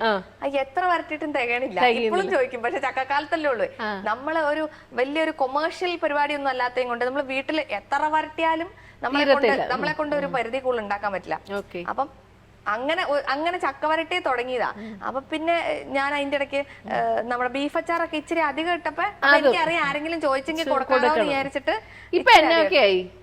ഇപ്പൊ ചക്കവരട്ടി ഉണ്ട്. അത് സീസണൽ സാധനങ്ങളാണ്. അല്ല, നമുക്ക് ഞാൻ അത് പറഞ്ഞപ്പോ ഇടയിലൊന്ന് കയറിക്കോട്ടെ. ഇപ്പൊ വരൂട്ടാ, ഈ ഇടയിൽ കയറരുതെന്ന് ഇവരൊക്കെ എന്നോട് പറഞ്ഞിട്ടുണ്ടായിരുന്നു. എന്നാൽ ജാത്യാലുള്ളത് തൂത്താ പോലെ. ഈ ചക്ക വരട്ടിയത് സീസണൽ എന്ന് പറഞ്ഞല്ലോ. ആനിയമ്മയുടെ ചക്ക വരട്ടിനെ വെല്ലാൻ വേറൊരു ചക്ക വരട്ടി ഇല്ല കേട്ടോ. അല്ലല്ല, കാരണം ഞാൻ വരട്ടി വെക്കുന്നതാണ്. എങ്ങനെ നോക്കിയാലും ആ ഒരു കൺസിസ്റ്റൻസിയും കളറും എനിക്ക് കിട്ടുന്നില്ല. സത്യം പറയുകയാണ്, എനിക്കതില്ല സത്യം. ഞാൻ ചോദിക്കുന്നത്, സീസണൽ എന്ന് പറഞ്ഞല്ലോ, ഞാൻ ഈ ചക്കപ്പഴം പ്രിസർവ് ചെയ്ത് വെക്കുന്നുണ്ട് ഡീപ് ഫ്രീസറിൽ. നമുക്ക് അതിന്റെ കുരുവും ചവണിയും കളഞ്ഞിട്ട് വേവിച്ച് ശർക്കരയിൽ വെച്ച് ഡീപ് ഫ്രീസ് ചെയ്ത ആനിയമ്മയ്ക്ക് 1 വർഷത്തേക്ക് മൊത്തമുള്ളത് കിട്ടത്തില്ലേ എന്നാണ് എന്റെ ചോദ്യം. എത്ര ഫ്രീസർ വേണ്ടി വരും? ശരിയാ, കുറച്ച് ഓർഡർ അല്ലല്ലോ, പോരല്ലോ, എല്ലാരും ചോദിക്കൂലേ. അപ്പം അല്ല, പിന്നെ സീസണിലായിട്ട് നമുക്ക് കൊടുക്കാവുന്ന വേറെ സംഭവങ്ങൾ ഉണ്ടല്ലോ അല്ലെ. എന്റെ ഏറ്റവും കൂടുതൽ റീച്ച് കിട്ടിയ സാധനം എന്ന് പറയുന്നത് മാങ്ങാത്തരയാ. അങ്ങനെ അധികം കണ്ടിട്ടില്ല. ഇന്ന് ഞങ്ങള് വയനാട് ചുരം ഇറങ്ങിയപ്പം നമ്മുടെ റൌഫും നിസും കൂടെ നിർബന്ധിച്ച് മേടിച്ചൊരു സാധനം, അത് മാങ്ങാത്തരയല്ല, എന്നതായിരുന്നു അത്, മാങ്ങയുടെ സ്ട്രിപ്പ് പോലെ ഒരു അല്പം പുളിയുള്ളത് മാങ്ങാത്തര തന്നെയാണോ? എനിക്കറിയില്ല മാങ്ങാത്തര അങ്ങനെ അവൈലബിൾ ആണോ എന്നറിയത്തില്ല. പക്ഷെ ട്രഡീഷണൽ മാങ്ങാത്തര എന്ന് പറയുന്നത് നല്ല പുളി, നല്ല പഞ്ചസാരയാണ്, പക്ഷെ ഗ്ലാസ് പോലെ ഇരിക്കും. ഇത് അതൊന്നുമല്ല, അത് അടുപ്പയിൽ വെച്ചിട്ടൊക്കെയാണ് കൺസിസ്റ്റൻസി. ഇത് അങ്ങനെയൊന്നുമല്ല. ഇത് 28-30 ദിവസം എടുത്തിട്ട് ഓരോ ദിവസവും ഞാൻ കണ്ടിട്ടുണ്ട്. ശരി, അപ്പൊ ചക്ക വരട്ടിയതുണ്ട് സീസണിൽ അല്ലെ, മാങ്ങാത്തര സീസണിലാണ്. അല്ലെ മാങ്ങയുടെ എല്ലാ സാധനങ്ങളൊക്കെ സീസണിലാണ് ഉണ്ടാക്കാം, ചക്കത്തര ഉണ്ടാക്കാം. പിന്നെ ഇപ്പൊ നമ്മള് ഇടിയിറച്ചിയാണ് ഫേമസ്. ഞാനും മേടിച്ചിട്ടുണ്ട് കേട്ടോ 2 കവറ് പൊളി സാധനം. കാരണം ഞാനത് ഉണ്ടാക്കിയിട്ടുണ്ട്, നമ്മൾ വീട്ടിലുണ്ടാക്കിയിട്ടുണ്ട്. 4 കിലോ ഉണ്ടാക്കിയ കഷ്ടി 2 കിലോ താഴെ കിട്ടും. എങ്ങനെ 4 കിലോ ഉണ്ടാക്കിയ? 4 കിലോ തെറ്റിപ്പോയി. എന്നാ പിന്നെ എത്രയായിരുന്നു? അല്ലേ 5 കിലോ ശരിയാ വേണം. അതായത് നമുക്ക് എങ്ങനെയാണെങ്കിലും നല്ല അത് എത്ര കഷ്ടപ്പാടൊന്ന്. അത് ഞാൻ ഫുഡിന്റെ കാര്യം ആയതുകൊണ്ട് ചേച്ചിയോട് പറയാം. ഇത് നമ്മളിപ്പോ ചേച്ചി ഫുഡിന്റെ കാര്യം പറയുന്നതുകൊണ്ട് ഇതിലൊരു വിഷയം എന്താണെന്ന് വെച്ചാൽ, ഈ പണ്ട് നമ്മള് പോത്തിന് വേറെ കാരം കൊടുക്കുക അങ്ങനത്തെ പരിപാടി ഇല്ലല്ലോ. അപ്പൊ നമ്മള് പങ്കുകൂടിയിട്ട് ഉണ്ടാക്കുന്ന പോത്താണ് 3 കിലോയ്ക്ക് 1 കിലോ 3 കിലോ പച്ച ഇറച്ചി ഉണങ്ങിയെടുത്ത 1 കിലോ കിട്ടും. ഇപ്പം 5 കിലോ ഇറച്ചി 5 കിലോ അല്ലേ? കാരണം നമ്മൾ തന്നെ ഇത് ഇതിനു വേണ്ടി പറയല്ല. അതെന്താന്നറിയാം, ഞാൻ ഉണ്ടാക്കിയത് അങ്ങനെയല്ല. ഈ മറ്റേ ക്രിസ്മസിന് പങ്ക് മേടിച്ചില്ലേ, അത് അതിന്റെ കുറവെടുത്തിട്ടാണ് ഞാൻ ഉണ്ടാക്കിയത്. അപ്പൊ അത് ശരിയായിരിക്കും. ചേച്ചിക്ക് തന്നെ ഇപ്പൊ ബീഫ് കുക്ക് ചെയ്യുന്ന എല്ലാവർക്കും അറിയാം, പകുതിയിൽ താഴെ അല്ല. അതല്ല, നമ്മളിപ്പോ ഒരു കുക്കറിലേക്ക് ഒരു തുള്ളി വെള്ളം ഒഴിക്കാതെ ബീഫ് ഇട്ടു അടച്ചു വെച്ചിട്ട് വേവിക്കാന്ന് ചോദിച്ചാ വെള്ളം തുറക്കുമ്പോ ഫുള്ള് വെള്ളം. അത് ഈ കാരം കൊണ്ടാണ് അല്ലേ?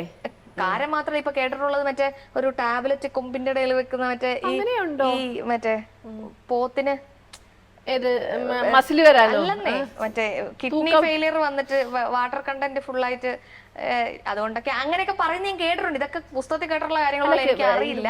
ഇത് ഇല്ലാതെ ഇത് ആരും പറയത്തില്ല. പണ്ടുള്ളവർ തീ ഇല്ലാതെ പുകയില്ലാന്ന് പറഞ്ഞ പോലെ. അപ്പൊ 5 കിലോ എങ്കിലും ആകണം. പിന്നെ മെനക്കേട് അത് ആനിയമ്മയ്ക്ക് അതിനുള്ള സംവിധാനം ഇല്ല. ഞാൻ ഈ മുകളിലിട്ട് ആദ്യത്തെ തവണ മൊത്തം പുഴു പിടിച്ചു. പക്ഷെ അതിലൊരു അതെന്താ അറിയോ, നമ്മൾ എപ്പോഴും ഇതിൽ കോൺസെൻട്രേറ്റ് ചെയ്ത് നോക്കിക്കൊണ്ടിരിക്കണം. അത് ചേച്ചി മറ്റേ ഒരു സാധനം ഉണ്ടാക്കിയപ്പോൾ എന്നോട് പറഞ്ഞു പുഴു ശരിയായല്ലോ, പുഴുവും പൂപ്പലും. അല്ല തുറമാങ്ങ അത് എത്രാമത്തെ പ്രാവശ്യം പരീക്ഷിച്ചിട്ട സമയം ശരിയാ. ഞാൻ അനിയമ്മയുടെ കണ്ടിട്ടാണല്ലോ ഞാൻ വിളിച്ചോണ്ടറിയോ. നമ്മൾ എന്ത് സാധനമാണെങ്കിലും ഇതിന്റെ പുറകെ തന്നെ നിക്കണം. എനിക്ക് ക്ഷമയില്ല, ഞാൻ ആദ്യം പറഞ്ഞു. പിന്നെ തന്നെയല്ല, ഇപ്പൊ ആർക്കും പുകയെടുപ്പും കാര്യങ്ങളൊന്നും ഇല്ലല്ലോ. നമ്മള് ഇടിയിറച്ചി ഞാൻ ആദ്യമേ കുറെ നാൾ ചെയ്തോണ്ടിരുന്ന വെച്ചാൽ ഇടിയിറച്ചി പീസസ് ആയിട്ട് തന്നെ കൊടുക്കും. അപ്പം കുറെ കംപ്ലൈന്റ് വന്നു, കുറച്ചു ദിവസം കഴിഞ്ഞപ്പോഴത്തേക്കും പൂത്തു പോവാന്ന്. ഇപ്പൊ നല്ല പീസ് ഇപ്പൊ ഞാനത് നല്ല നാര് പോലെ പൊടിച്ചിട്ട് എന്നിട്ട് ഒന്നോടെ വറക്കും. അപ്പൊ അതിനകത്ത് വാട്ടർ കണ്ടന്റ് ഫുള്ള് പോകും. പക്ഷെ അതൊന്നും ഈസി ആയിട്ടുള്ള പരിപാടിയല്ല. ഞാൻ 4 വർഷം കൊണ്ട് കഷ്ടപ്പെട്ട് ഒരു രക്ഷയില്ല കേട്ടോ. നമ്മള് ആദ്യം തന്ന പാക്കറ്റ് മൊത്തം സച്ചു തിന്നു. 2ാമത്തെ പാക്കറ്റ് ഞാൻ ഇങ്ങനെ ഭദ്രമായി വെച്ചേക്കാണ് കുറെ റെസിപ്പീസ് ചെയ്യാൻ വേണ്ടി. അപ്പൊ ഇടിയിറച്ചിയായി. പിന്നെ ABC പൗഡറാണ് ഏറ്റവും വലിയ എന്നെ ഏറ്റവും കൂടുതൽ കഷ്ടപ്പെടുത്തിയ സാധനം ABC പൗഡറാ. അല്ല, പക്ഷെ ഒരു കാര്യം ഞാൻ പറയാലോ, നമ്മള് ഈ ഹോർലിക്സ് എന്ന് പറഞ്ഞാൽ കപ്പപ്പൊടിയും കുറെ സാധനങ്ങളായിട്ട് ഷുഗർ. സത്യത്തില് ഈ എന്താ പറയാ ഹോർലിക്സ് കോംപ്ലാൻ ആ കമ്പനിക്കാർ കേസ് തരുമോ നമുക്കെതിരെ എന്നറിയാം. അങ്ങനെയുള്ള ഒരു സാധനവും എന്റെ വീടിന്റെ ഉള്ളിലേക്ക് ഞാൻ കയറ്റത്തില്ല. അത് കുട്ടികൾക്കൊക്കെ ഏറ്റവും കൂടുതൽ ഇഷ്ടം. ഈ കുട്ടികൾക്ക് വേണ്ട അതിന്റെ കെട്ടിയവും വരെ നമ്മൾ എന്തെങ്കിലും ഇപ്പൊ ഒരു ഡെസേർട്ട് ഉണ്ടാക്കാൻ മുകളിൽ ഡെക്കറേഷൻ വെച്ചിട്ടുണ്ടെങ്കിൽ എവിടെ കൊണ്ട് ഒളിച്ചു വെച്ചാൽ ഈ മനുഷ്യനക്ക് ഇത് കയ്യിലിട്ട് നോക്കിക്കൊണ്ട് നമ്മുടെ ഈ ആളുകൾക്ക് ഒരു അഡിക്ഷൻ പോലെയാണ് അല്ലേ? ചെറിയ കുട്ടികൾക്ക് കൊടുക്കുന്ന പീഡിയാഷുർ എന്ന് പറഞ്ഞൊരു സാധനം അത് മോശമാണ് അല്ലേ? അത് കൊടുത്തു കഴിഞ്ഞാൽ അത് മോശമാണോ എന്നുള്ളതല്ലേ, ഇത് കഴിച്ചു കഴിഞ്ഞാല് പിള്ളേർ തന്നെ വേറെ എന്ത് സാധനം കൊടുത്താലും ഇവർക്ക് അതിന് ടേസ്റ്റ് ഉണ്ടാവില്ല. കാരണം ഇതിന് അത്രയും ടേസ്റ്റാ. അപ്പൊ അതുപോലെ ഇങ്ങനെയുള്ള കുട്ടികളെ പറ്റിക്കുന്ന അമ്മമാരെ തെറ്റിദ്ധരിപ്പിച്ച് എന്റെ മക്കള് സുന്ദരനും എന്താ പറയാ എല്ലും പല്ലും ഒക്കെ ഉള്ള അങ്ങനെയുള്ള പരസ്യങ്ങളിൽ മാത്രം നിൽക്കുന്ന അത് മൈദ അല്ലെ കപ്പപ്പൊടി അങ്ങനെ ഉണ്ടാക്കുന്നതിൽ നിന്ന് 100% പ്രകൃതിദത്തവും ആപ്പിള്, ബീറ്റ്റൂട്ട്, ക്യാരറ്റ്, പിന്നെ കാഷ്യൂ, ബദാം, പിന്നെ മധുരത്തിന് ശർക്കര. സത്യത്തില് എനിക്ക് ഞാൻ പറഞ്ഞല്ലോ ഇപ്രാവശ്യം ആനിയമ്മയുടെ അടുത്തുനിന്ന് വരുന്നു എന്ന് പറഞ്ഞപ്പോഴേ എന്റെ അടുത്ത് പറഞ്ഞു വിട്ടിട്ടുണ്ട് 2-3 എന്താ പറയാ വോട്ടിന്. അപ്പൊ ഞാൻ പറഞ്ഞു ഞാൻ ആ വഴിക്ക് പോകുന്നില്ല എന്ന്. പക്ഷെ ഞാൻ ഒരു കാര്യം പറയാട്ടോ, അത് ഉണ്ടാക്കുന്ന അത്രയും കഷ്ടപ്പാട് നമ്മൾ ആ വീഡിയോ കാണുമ്പോൾ നമുക്ക് മനസ്സിലാവും. പക്ഷെ നിങ്ങൾ ഒരു വർഷം മൊത്തം മേടിക്കുന്ന ആ ഒരു സാധനത്തിന്റെ ഒരു 1000 ഇരട്ടി, അതായത് നമ്മൾ ആർട്ടിഫിഷ്യലായിട്ട് മൈദപ്പൊടി അതെ 1 വർഷം കൊടുത്താൽ പോലും ഇതൊരു പാക്കറ്റ് കഴിക്കുന്നതിന്റെ അതാണ് അതിന്റെ ഗുണം. നമ്മുടെ മക്കൾക്ക് കൊടുക്കാണ്ടാക്കുമ്പോ അതെ നല്ലതാണ്. അത് അത്രയും അതാണ് ശരിക്കും ഞാൻ അതാണ് പറഞ്ഞത്. ആനിയമ്മ സത്യത്തിൽ അതിന്റെ ഒരു പേറ്റന്റ് എടുക്കണം. ആനിയമ്മ എന്നൊരു ക്രിയേറ്റർ, ആനിയമ്മ എന്നൊരു കർഷക, ആനിയമ്മ എന്നൊരു മനുഷ്യ സ്ത്രീ ഇപ്പൊ നല്ലൊരു എന്റർപ്രണർ. അതിനേക്കാൾ കൂടുതൽ ഞാൻ അന്യമ്മനെ ഇപ്പൊ റെസ്പെക്ട് ചെയ്യുന്നത് നമ്മുടെ സമൂഹത്തിന്, നമ്മുടെ കുഞ്ഞുങ്ങൾക്ക് കൊടുക്കാവുന്നതിൽ ഏറ്റവും ബെസ്റ്റ് ഒരു പ്രോഡക്റ്റ് കണ്ടുപിടിച്ചു. കാരണം ഇതിനേക്കാൾ നല്ലൊരു സാധനം വേറെ ഇല്ല. ഇത് അവൈലബിൾ ആണ് തമിഴ്നാട് പോലത്തെ സ്ഥലങ്ങളിൽ. പക്ഷെ അത് നമുക്ക് അത് ഉണ്ടാക്കി എടുക്കാന്ന് പറയുന്നത് ഭയങ്കര ബുദ്ധിമുട്ടാണ്. ഒരുപാട് സാധനം ഉണ്ടാക്കിയിട്ടുണ്ട്. പക്ഷെ ഈ ഒരുപാട് തവണ ശ്രമിച്ചു അനിയമ്മ. ശ്രമിച്ചില്ല. ലാസ്റ്റ് ഈ വീട്ടിലുള്ളവരെല്ലാം എന്നെ ചീത്ത പറഞ്ഞു. വേണ്ടാന്ന് ഉപേക്ഷിക്കാൻ പറഞ്ഞു. കെട്ടിമറിഞ്ഞ് നിനക്ക് മതിയായില്ല, എത്ര നാളായിന്ന്. എന്നിട്ട് പക്ഷെ എത്രാമത്തെ തവണ ഇതൊന്ന് വിജയിച്ചു? 18-19 പ്രാവശ്യം ചെയ്തിട്ടുണ്ട്. ഇനിയിപ്പോ എത്ര തവണ പരാജയപ്പെട്ടാലും മാന്യം അത് ചെയ്യുന്ന ഉറപ്പിച്ചു. കാരണം മനുഷ്യന്മാർക്ക് ചെയ്യാൻ പറ്റുന്ന സാധനം ആയതുകൊണ്ടാണല്ലോ ഇത് അവൈലബിൾ ആയിട്ട്. പക്ഷെ ഇത് അപ്പൊ കേടാവില്ല എന്ന് നമുക്ക് ഉറപ്പായിരുന്നു. കേടാവൊന്നുമില്ല. ചക്ക വരട്ടി വെച്ചാൽ കേടാവൂല. അതിനെക്കാട്ടിലും കുറച്ചും കൂടെ ഇത് പൗഡർ ആവുമല്ലോ. കേടാവൂലല്ലോ. വാട്ടർ കണ്ടന്റ് എന്ന് പറഞ്ഞ സാധനം അതിനകത്തില്ല. അതുപോലെ സ്ട്രെയിൻ ചെയ്തിട്ടാണ് അനിമ കണ്ടുപിടിച്ചെങ്കിലും ഇത്രയും ആളുകൾ ഇപ്പൊ അത് വാങ്ങുന്നു. ഒരു തവണ വാങ്ങുന്നവർക്ക് ഒരിക്കലും നിൽക്കാത്ത രീതിയിൽ വാങ്ങുന്നു. കുട്ടികൾക്ക് അതിന്റെ വ്യത്യാസമുണ്ട്, അതിന്റെ ഗുണങ്ങളുണ്ട്, ഇമ്മ്യൂണിറ്റി പവർ ഭയങ്കരമാണ്. അപ്പൊ സ്വാഭാവികമായിട്ടും എത്ര തവണ പരാജയപ്പെട്ടതിന്റെയും കഷ്ടപ്പെട്ടതിന്റെയും ഇപ്പോഴും ഒരുപാട് കഷ്ടപ്പെടുന്നുണ്ട് അല്ലെ. പക്ഷെ അതിന്റെ അതിന്റെ ഒരു സന്തോഷം ഉറപ്പായിട്ടും ഇല്ലേ? ഒരു സോഷ്യൽ സാമൂഹികമായിട്ടുള്ള ഒരു കമ്മിറ്റ്മെന്റ് ആണെന്ന് ഞാൻ പറയും. നമുക്ക്, ഞാനൊരു കച്ചവടക്കാരിയാണ്, താനും ഇപ്പൊ ഒരു എന്റർപ്രണർ ആണ്. നമുക്ക് അതുകൊണ്ട് മെച്ചമുണ്ടെങ്കിൽ പോലും അല്ല, അതിനേക്കാൾ കൂടുതൽ നല്ല സാധനം നമ്മുടെ മക്കൾക്ക് തിന്നാനുള്ള കൊടുക്കുന്നത്. ഞാൻ ഒരു കാര്യം ചോദിച്ചോട്ടെ, ഞാൻ ഒരു കാര്യം പറയാം. അതിന്റെ ഇടയ്ക്ക് ഈ നമ്മളിപ്പോ ഒരു എവിടെ വേണേലും പോയിട്ട് നമ്മൾ ഏത് പാക്കറ്റും എടുത്ത് നോക്കിയോ, പ്രിസർവേറ്റീവ്സ് ഇല്ലാത്ത ഒരു സാധനം, അതായത് നമ്പർ മാത്രമേ അവർ ഇടുള്ളൂ. തപ്പണം ഇത് നമ്മൾ ആരും നോക്കുന്നുണ്ടല്ലോ. ഇല്ലാത്ത ഒരു സാധനം ഇല്ല, കാണാനേ ഇല്ല. പക്ഷെ ഈ സാധനമൊക്കെ നമുക്ക് ശരിക്കും കുറെ നാളൊക്കെ ഇപ്പൊ ഒക്കെ പുതിയ പുതിയ മെത്തേഡ്സ് ഒക്കെ വന്ന് റിട്രോ സ്റ്റെറിലൈസേഷൻ ഒക്കെ വന്നേ കൊണ്ട് അതൊക്കെ ചെയ്യാം. എന്നാ പോലും നമുക്ക് ഇത് ഇല്ലാതെ നമ്മുടെ പണ്ടത്തെ അമ്മച്ചിമാര് വെച്ചോണ്ടിരുന്ന വെക്കുകയൊക്കെ ചെയ്യാം. ശ്രമിക്കണം കുറച്ച്. അപ്പൊ ഞാൻ ചോദിക്കട്ടെ, ഇത്രയും കഷ്ടപ്പെട്ടു, ഇത്രയും നല്ലൊരു പ്രോഡക്റ്റ് ഏറ്റവും നല്ല രീതിയിൽ ആളുകളിലേക്ക് എത്തിച്ചു. ആനിയമ്മയ്ക്ക് ഇതിൻ്റെ അകത്ത് വരുന്ന സ്ട്രെയിൻ എത്രയാന്ന് ഇന്ന് ഇവിടെ വന്നപ്പോൾ ഞാൻ കണ്ടു. ആനിയമ്മേനെ അപ്പച്ചനും അമ്മച്ചിയും ഹസ്ബൻഡും അത്യാവശ്യം പണിക്കാരും, എന്തിനാ കുഞ്ഞ് മറിയക്കുട്ടി വരെ സ്റ്റിക്കർ ഒട്ടിക്കാൻ. അതന്നെ, അങ്ങനെയാണ് ഞാൻ ചോദിച്ചൂടെ. ഇത് എന്താണെങ്കിൽ അത്ര വലിയ ലാർജ് സ്കെയിലിൽ അല്ലെങ്കിൽ കൂടി ഇതിനൊരു മെക്കനൈസ്ഡ് രീതിയിലൊന്നും ആക്കി നമുക്കൊന്ന് ശ്രമിച്ചൂടെ? ഒരു നെക്സ്റ്റ് സ്റ്റേജ് കഴിയുമ്പോൾ ചിലപ്പം തോന്നുമായിരിക്കും. ഇപ്പൊ എനിക്ക് അങ്ങനെ തോന്നുന്നില്ല. കാരണം ഞാൻ പറഞ്ഞില്ല, ഇപ്പോ ചോദിക്കുന്ന ആളുകൾക്ക് ഒരു 50% പോലും ആനിയമ്മയ്ക്ക് അതാ പറഞ്ഞത്. സത്യമായിട്ട് നമ്മൾ ചോദിച്ചിട്ട് പോലും ആനിയമ്മ, ഞാൻ കുറച്ച് സാധനങ്ങൾ ചോദിച്ചപ്പോൾ ആനിയമ്മ എന്നോട് എന്താ പറഞ്ഞതെന്നറിയോ, ചേച്ചിക്ക് പിന്നെയാണ് ഇനി തരാം, അത്യാവശ്യക്കാർക്ക് കൊടുക്കട്ടെ എന്ന്. ആ ഒരു ജെന്യൂനിറ്റി ഉണ്ട്. അതാ ഞാൻ ചോദിച്ചത്. ഒറ്റ ഒരു കാര്യമുള്ളൂ, കെമിക്കലും സാധനങ്ങളും ഒന്നും ഇല്ലാതെ അത് മെക്കനൈസ്ഡ് ആക്കിയിട്ടുണ്ടെങ്കിൽ നമുക്ക് കുറച്ചും കൂടെ നന്നായിട്ട് ആളുകൾക്ക് ഈസിയാണ്. പക്ഷേ എനിക്ക് ഇതുവരെ അങ്ങനെ തോന്നിയിട്ടില്ല. പിന്നെ അതിനുള്ള ഫെസിലിറ്റിയും കാര്യങ്ങളൊന്നും ഇപ്പൊ ഇല്ലാത്തോണ്ട്, അതായത് ഈ ആനിയമ്മനെ ആരോഗ്യത്തോടെ ഞങ്ങൾക്ക് ഇനിയും കാലാകാലം അത് ഇതുപോലെ പണിയെടുത്താലാ ഉണ്ടാവുള്ളൂ. വലിയ മെക്കനൈസ് ഒക്കെ ആക്കി ഞാൻ ഇങ്ങനെ പണിക്കാരെ കണ്ടുപിടിക്കണല്ലോ. അപ്പൊ ഇപ്പൊ നമ്മുടെ പ്രോഡക്റ്റ്, അപ്പൊ ഏറ്റവും അനിമ ചെയ്തതിൽ ഏറ്റവും എനിക്ക് എല്ലാം നല്ലതാണ്, എല്ലാം ഏറ്റവും നാച്ചുറലാണ്, ഒന്നിനൊന്ന് മെച്ചമാണ്.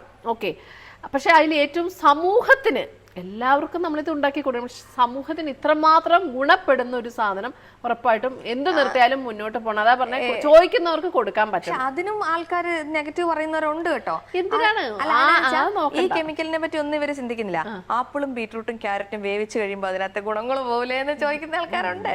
അത് ചോദിക്കട്ടെ. കാരണം ആനിയമ്മയുടെ ഏറ്റവും നല്ല പോസിറ്റീവ് എന്താണെന്നറിയോ? ആനിയമ്മയ്ക്ക് കിട്ടുന്ന ഏറ്റവും വലിയ പബ്ലിസിറ്റി മൗത്ത് പബ്ലിസിറ്റിയാണ്. 200 ഗ്രാം മേടിച്ച് എല്ലാരും 500 കിലോയും. ഇതിന്റെ ഇടയിൽ ഞാനൊരു കാര്യം പറയട്ടെ, എന്താണെങ്കിലും ഈ പോഡ്കാസ്റ്റ് എന്റെ മകൻ കാണില്ല എന്നുള്ള ധൈര്യത്തിൽ ഞാനിത് പറയാണ്. എന്നെ കെട്ടിയാൻ കാണാനും വഴിയില്ല. അതായത് എനിക്ക് തീരെ വയ്യ എന്ന് പറഞ്ഞാൽ തീരെ വയ്യ, എണീക്കാൻ വയ്യാത്തൊരു സിറ്റുവേഷനാണ്. ഹോസ്പിറ്റലിൽ അഡ്മിറ്റ് ആയിരുന്നു, അസുഖം കൊണ്ടൊക്കെ അഡ്മിറ്റ് ആയിരുന്നു. അപ്പം മകൻ എന്നോട് വല്ലപ്പോഴും വല്ല സാധനങ്ങളൊക്കെ ചോദിക്കാറുള്ളൂ. അവന് എന്നെ പോലെ തന്നെ ഫുഡ് ഇഷ്ടമാണ്. അപ്പോൾ അവൻ പൂനെ സിംബിയോസിസിലാണ് പഠിക്കുന്നത്, കുറേ പേര് അറിയാമല്ലോ. അപ്പോൾ അവനെ അവിടെ കൂടുതലും നോർത്ത് ഇന്ത്യൻ ഫുഡാണ് കിട്ടുന്നത്. അവൻ എന്നെ പോലെ ഫുഡിയാണ്.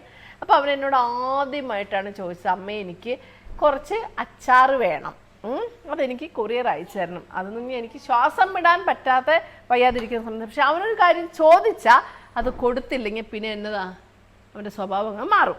അപ്പന്റെ അതേ സ്വഭാവം. അപ്പൊ ഞാൻ എന്ത് ചെയ്തു, ചോദിക്കാൻ പറ്റുള്ളൂ. അപ്പൊ എനിക്ക് പുറത്തുനിന്ന് ഒരു സാധനം ഒരിക്കലും ഞാൻ എൻ്റെ മക്കൾക്ക് വാങ്ങിച്ചു കൊടുക്കില്ല. അപ്പൊ ഞാൻ ആലോചിച്ചെന്നറിയോ, ഞാൻ ഉണ്ടാക്കുന്നത് പോലെ അത്രയും മായമില്ലാതെ അത്രയും പ്യുവറായിട്ട് എന്നേക്കാൾ നന്നായിട്ട് ഉണ്ടാക്കുന്ന ഒരാളെ ഉള്ളൂ എന്റെ അറിവിൽ.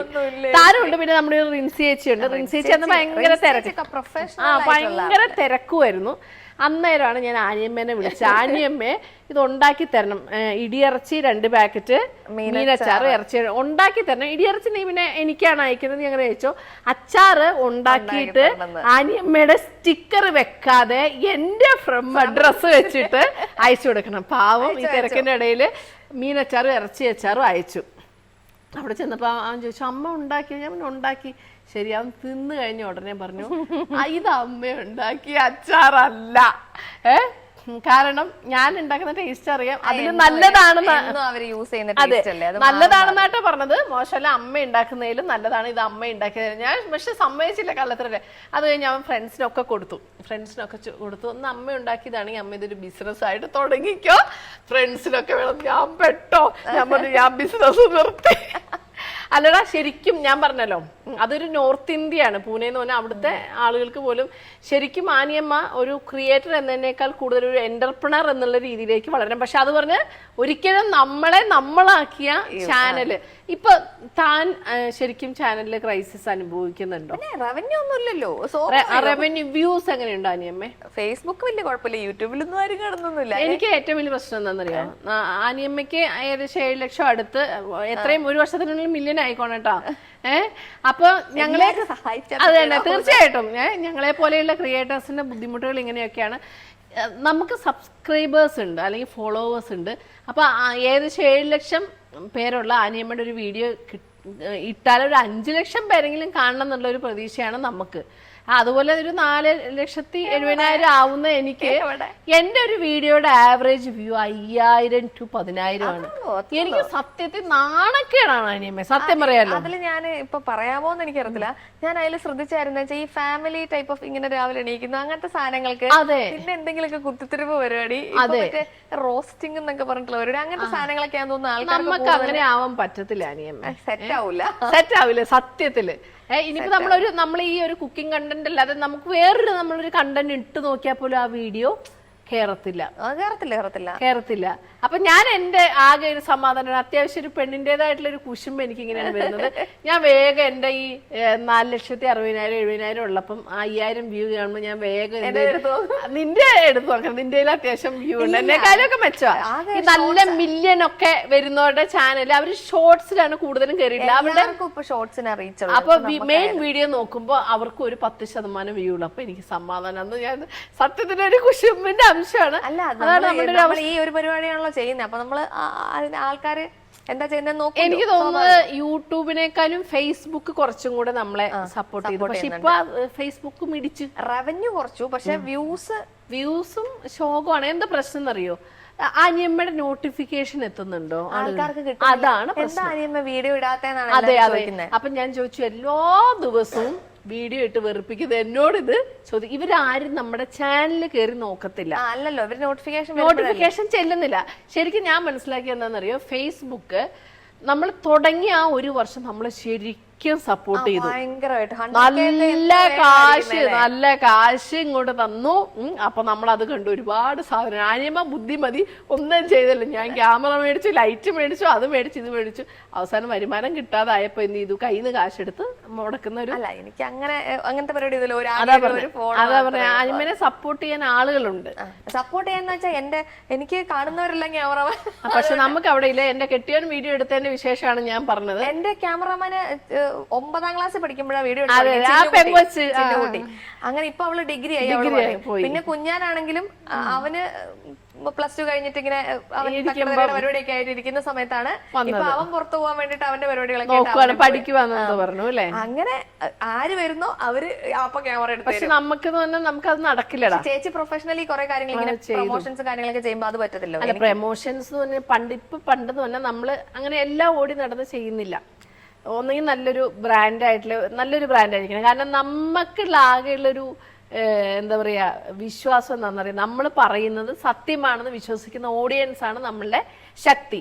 അപ്പൊ ഈ കണ്ണി കണ്ട എല്ലാ ബ്രാൻഡിന്റെയും ഒരു വിശ്വാസവും ഇല്ലാത്തവരുടെ ഫുഡ് വീഡിയോസ് ഞാൻ ഒരിക്കലും ചെയ്യത്തില്ല, പ്രത്യേകിച്ച് അത് ചെയ്യില്ല. എപ്പോഴും ആൾക്കാർ ഞാൻ ഇങ്ങനെ കമന്റ് കിടക്കി ഫുഡിന്റെ വീഡിയോ ഉള്ള ഞാൻ കാണുന്നത് കമന്റിൽ പറഞ്ഞ ഇവര് പറയുന്ന കേട്ടിട്ട് ഈ സ്ഥലത്ത് പോയി ഫുഡ് കൊള്ളത്തില്ല.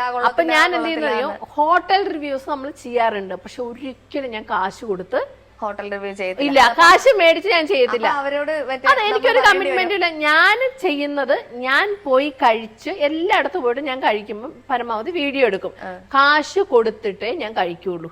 മനസ്സിലായോ? എനിക്ക് ഇഷ്ടമുണ്ടെങ്കിൽ മാത്രമേ ആ വീഡിയോ ഇടൂ.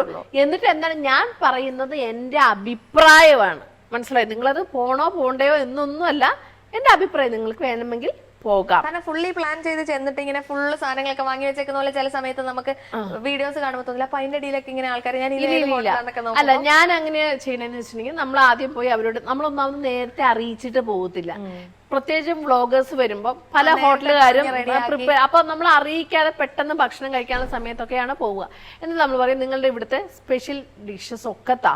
ഒന്നാമത് ഞങ്ങൾ ഈ 5-6 പേരല്ലേ പോവുക.